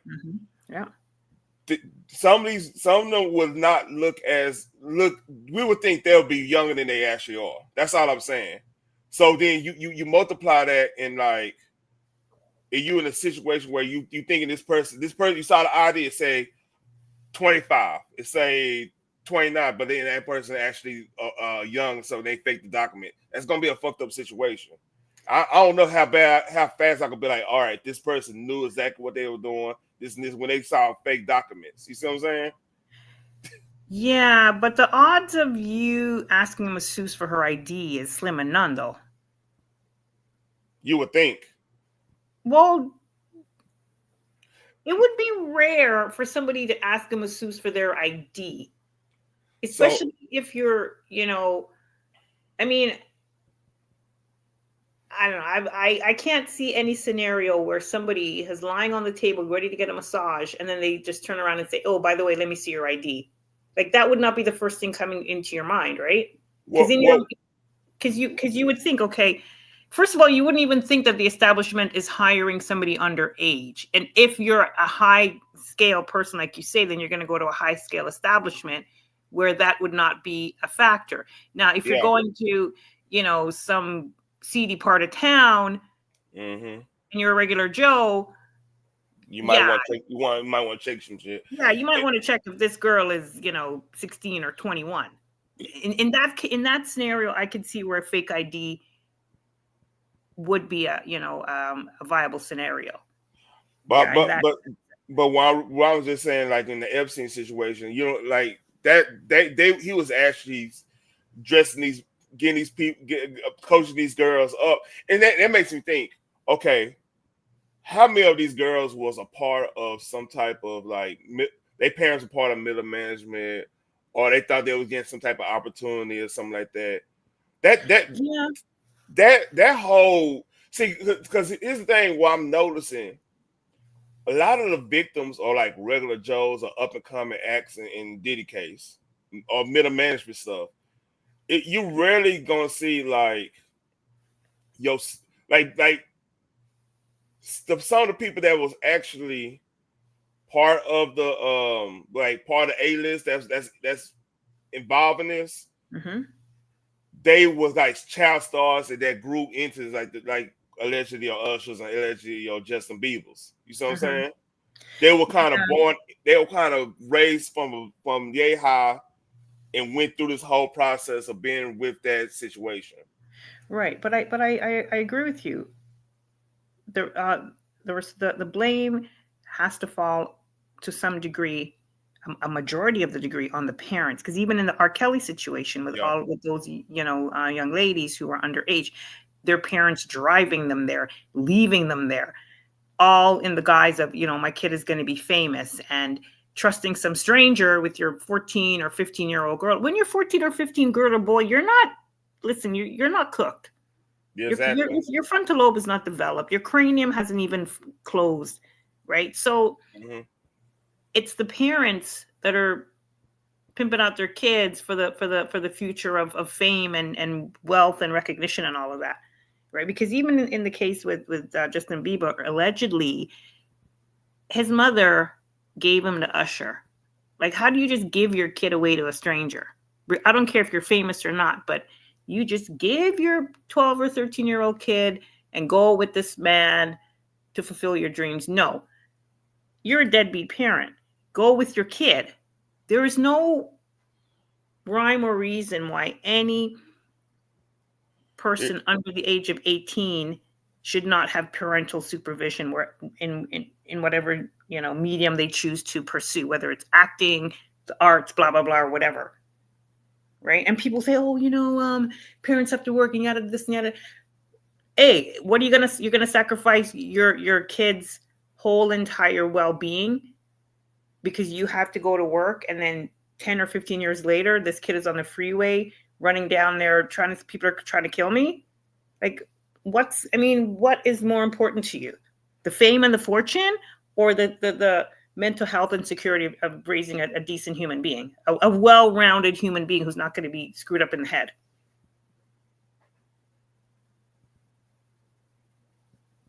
So this is my theory. Have you ever listened to like Shirley Temple when she was talking about how they did the how like the producers were dealing with her mom and her dad? Yeah, and she had both of her parents in her life. Excuse me. But again, her parents were looking at the fame and the fortune and the money. They weren't taking the consideration of their kids' well-being. Of course, they weren't, right? But that's what I'm saying. Even with the Justin Bieber thing and his mother allegedly giving him to Usher, and then Usher passing him off to the individual that's incarcerated. Again, both scenarios, these parents did not have their kids' best interests at heart. They were looking at the end game, which was the money. So regardless of whether it happened in 1932 or 2022, the parents are to blame. Oh, I'm not debating none of that. Trust me. And that tells me how this. To me, that tells me how this all go on. Like they probably well a lot of this situation is they seduce they because we deal with damn near devils if you get down to it. Mm-hmm. The enticement of saying, "Hey, you get away with this. We got you. Hey, y'all gonna be stars. Y'all gonna be this. You gonna be king of nations and all this and all that hope and promise and change and all that stuff, right?" Mm-hmm. So my point is, you get the you. I mean, think about how easy it is to when you separate people, especially. And then if they already have they already was on the rock or not strong morally, the whole nine in general, right? They are more likely gonna fall victim of selling their kids out to for fame and glory and the whole nine. It's sick. Yeah, it is sick. It is sick. That's why you have to praise the parents who walked away, who snatched Yeah, up their kid and said, you know what, nope, we're not doing this. We're walking away. I mean, there's a few stories that I've heard where, and even back in the when they were with the Nickelodeon kids and stuff, and there were a few parents that were like, nope, this isn't right. We're leaving. You know, if my when my kid turns 21, if they want to pursue this, then hey, they're a full grown adult. yeah, But for me, I just it irks me when parents say, "Oh, I didn't know. I was trusting this individual with my." First of all, you don't trust nobody with your kid. I don't care who it is. You don't trust anybody with your kid because you never know the operations of somebody's mind. Never, hmm you know, never. I agree. So I mean, I don't know. And it can't be the argument. Oh, you know, well, I had to go to work. I needed to provide this, that, and what have you. Blah blah blah. Yada yada yada. You know, at the end of the day, nothing should come before your kid. And if you're in a situation where you know that you are not in a place where you can raise a kid, then don't have a kid. And people are going hmm to say, well, you know, it's such a blanket statement. You can say that and whatnot. But if the kid is already here, then you've got to make the best of what of the you know the situation that you find yourself in. But if the kid isn't here yet, this is 2025. No one needs to be pregnant unless they want to be. There's too many contraceptions out there in the world to prevent that from happening. So, I mean, I don't know. Am I grandstanding? People might say I'm grandstanding, but at the end of the day, it all comes down to, you know, the personal responsibility and the choices that you make Yeah, for the greater good of yourself and your family, and especially your kids. it's a good match. That's why I'm quiet. I'm listening. I'm quiet as hell. Shit. This might be the best match. I thought the Tiffany time should gonna be better. This might be the best one. They damn near killing each other on this. Oh my god. I'm hearing everything you saying. I'm just like I'm hearing everything. I'm listening. Like Yeah, I know you got that memory like a steel trap. I know. my look, man. Like I think that what's going on with Diddy had to happen because like for the sake of hip hop, Mm-hmm. it's time to get back to your granny back room in the Pro Tools and Fruity Loops. Get back to the basics. Get back to the lyricism. You know what I mean? But hip hop isn't even hip hop anymore. I mean, I don't know. See, you talking to somebody. You talking to somebody still kind of hear the essence still there. You can find it. See, the thing is, you can't be lazy. I'm not saying you are lazy, but you Yeah, I get that. Yep. like a lot of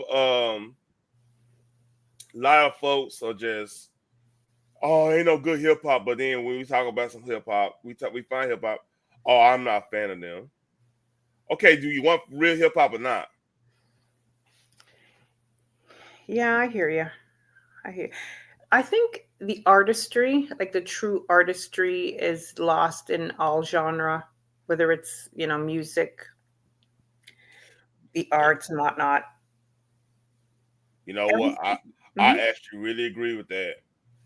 And part of this, number one, like if you are artist right now, hip hop artist, and let's say you got a page, not page. I'm saying page. I'm over reading something. If you got a YouTube page, that's what I meant to say, Mm-hmm. and they got like what a 400 to 100,000 to 400,000, and Mm-hmm. you got 10,000 dedicated fans. Yeah.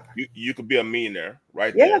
absolutely. And like, producing your own stuff, cutting out the middleman. So my point is, with saying that, my point is, um, the standard ways that we went and go look at this type of look at the way music is generated and sent and made mainstream, Mm-hmm. that's gone. So Yeah. that right now you have a whole bunch of people with 10,000, like I said, you have a whole bunch of people with 10,000. Again, got 10,000 dedicated. They got their own sound. You're not going to hear them unless you are in that area where they at, Mm-hmm.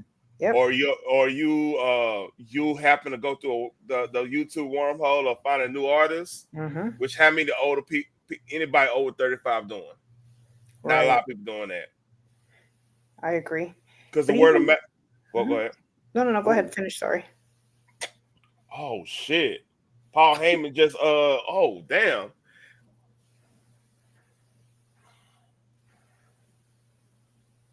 They're gonna love this on the replay.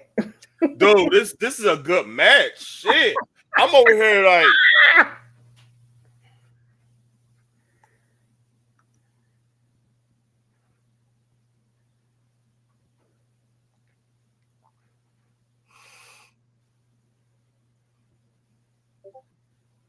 oh.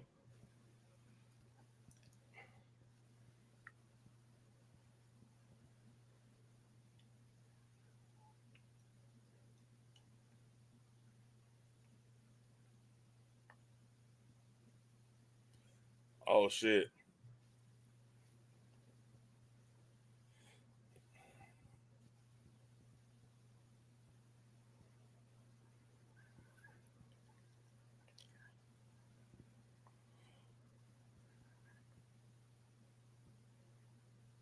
Something's up.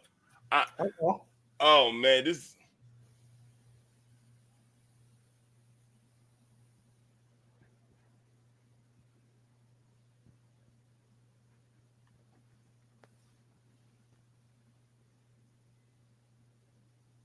I'll be back in a second. all right. Here it comes. Oh, I did. She did. I.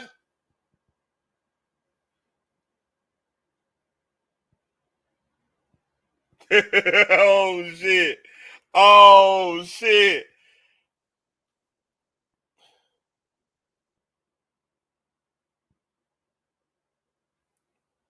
Oh shit. Hold on. I gotta mute this.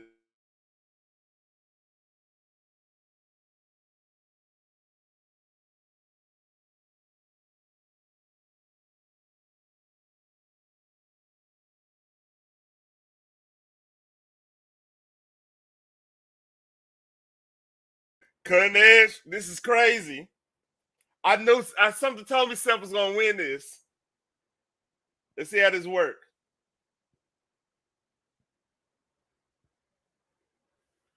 We might be getting Seth Rollins heel turn, y'all. Oh shit.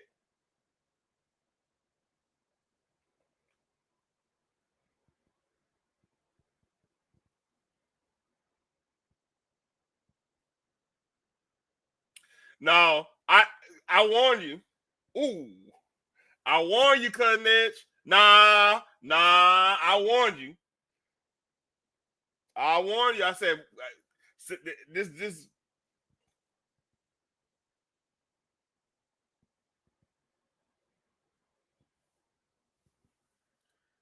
Oh, I warned you. I told you. Cutting edge. Didn't I tell you? I told you. That just made man. I I damn near predicted the whole goddamn night. Hold on. Let's see. I got everything right. Oh, you better be on something. I warned you on this. I knew Jade was gonna win. New Day, I predicted win. Jade, of course. Let's see. Jacob Fatu, I predicted. I didn't say nothing about the. Yeah, you are. Yeah, you are. Hey, Cutting Edge, you gotta give me my props. I called this one, Dan. I called this one, didn't I? I know you don't like it, but it made the most sense.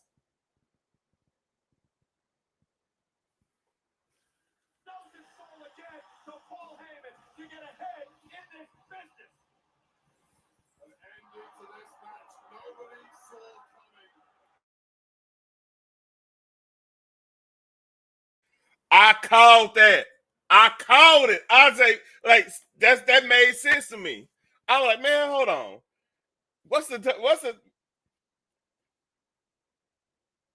and the way Seth Rollins was making all these promos, I was telling you the bloodline is pretty much that's about to be pretty much null and void. They're gonna have to have a whole another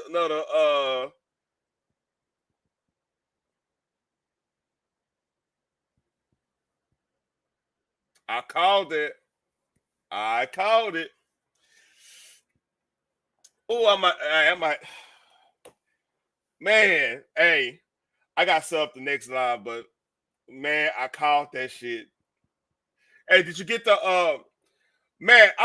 Hey, Cutting, what can I do if we didn't link up, man? I need an editor. I need somebody to just clip because this I can't believe I'm pretty much hold up except for the a Grande Americana. I didn't know anything about that, but I pretty much was 100% on this. Like Jay, I knew was going. I was like something was up. And he's the only one that either they was gonna join together on some shit, or he was gonna turn heel.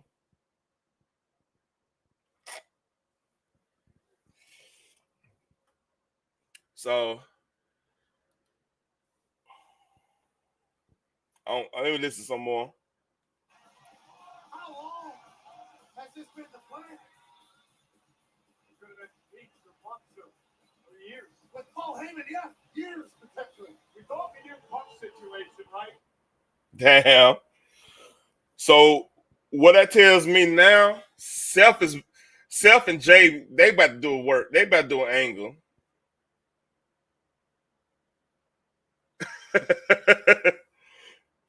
Seth is about to do an angle with Jay, either with Jay. I'm betting that's gonna be the Raw angle. Him and because that's his title. He look at. I don't see him going directly to SmackDown or anything like that. Trying to go after Cody or.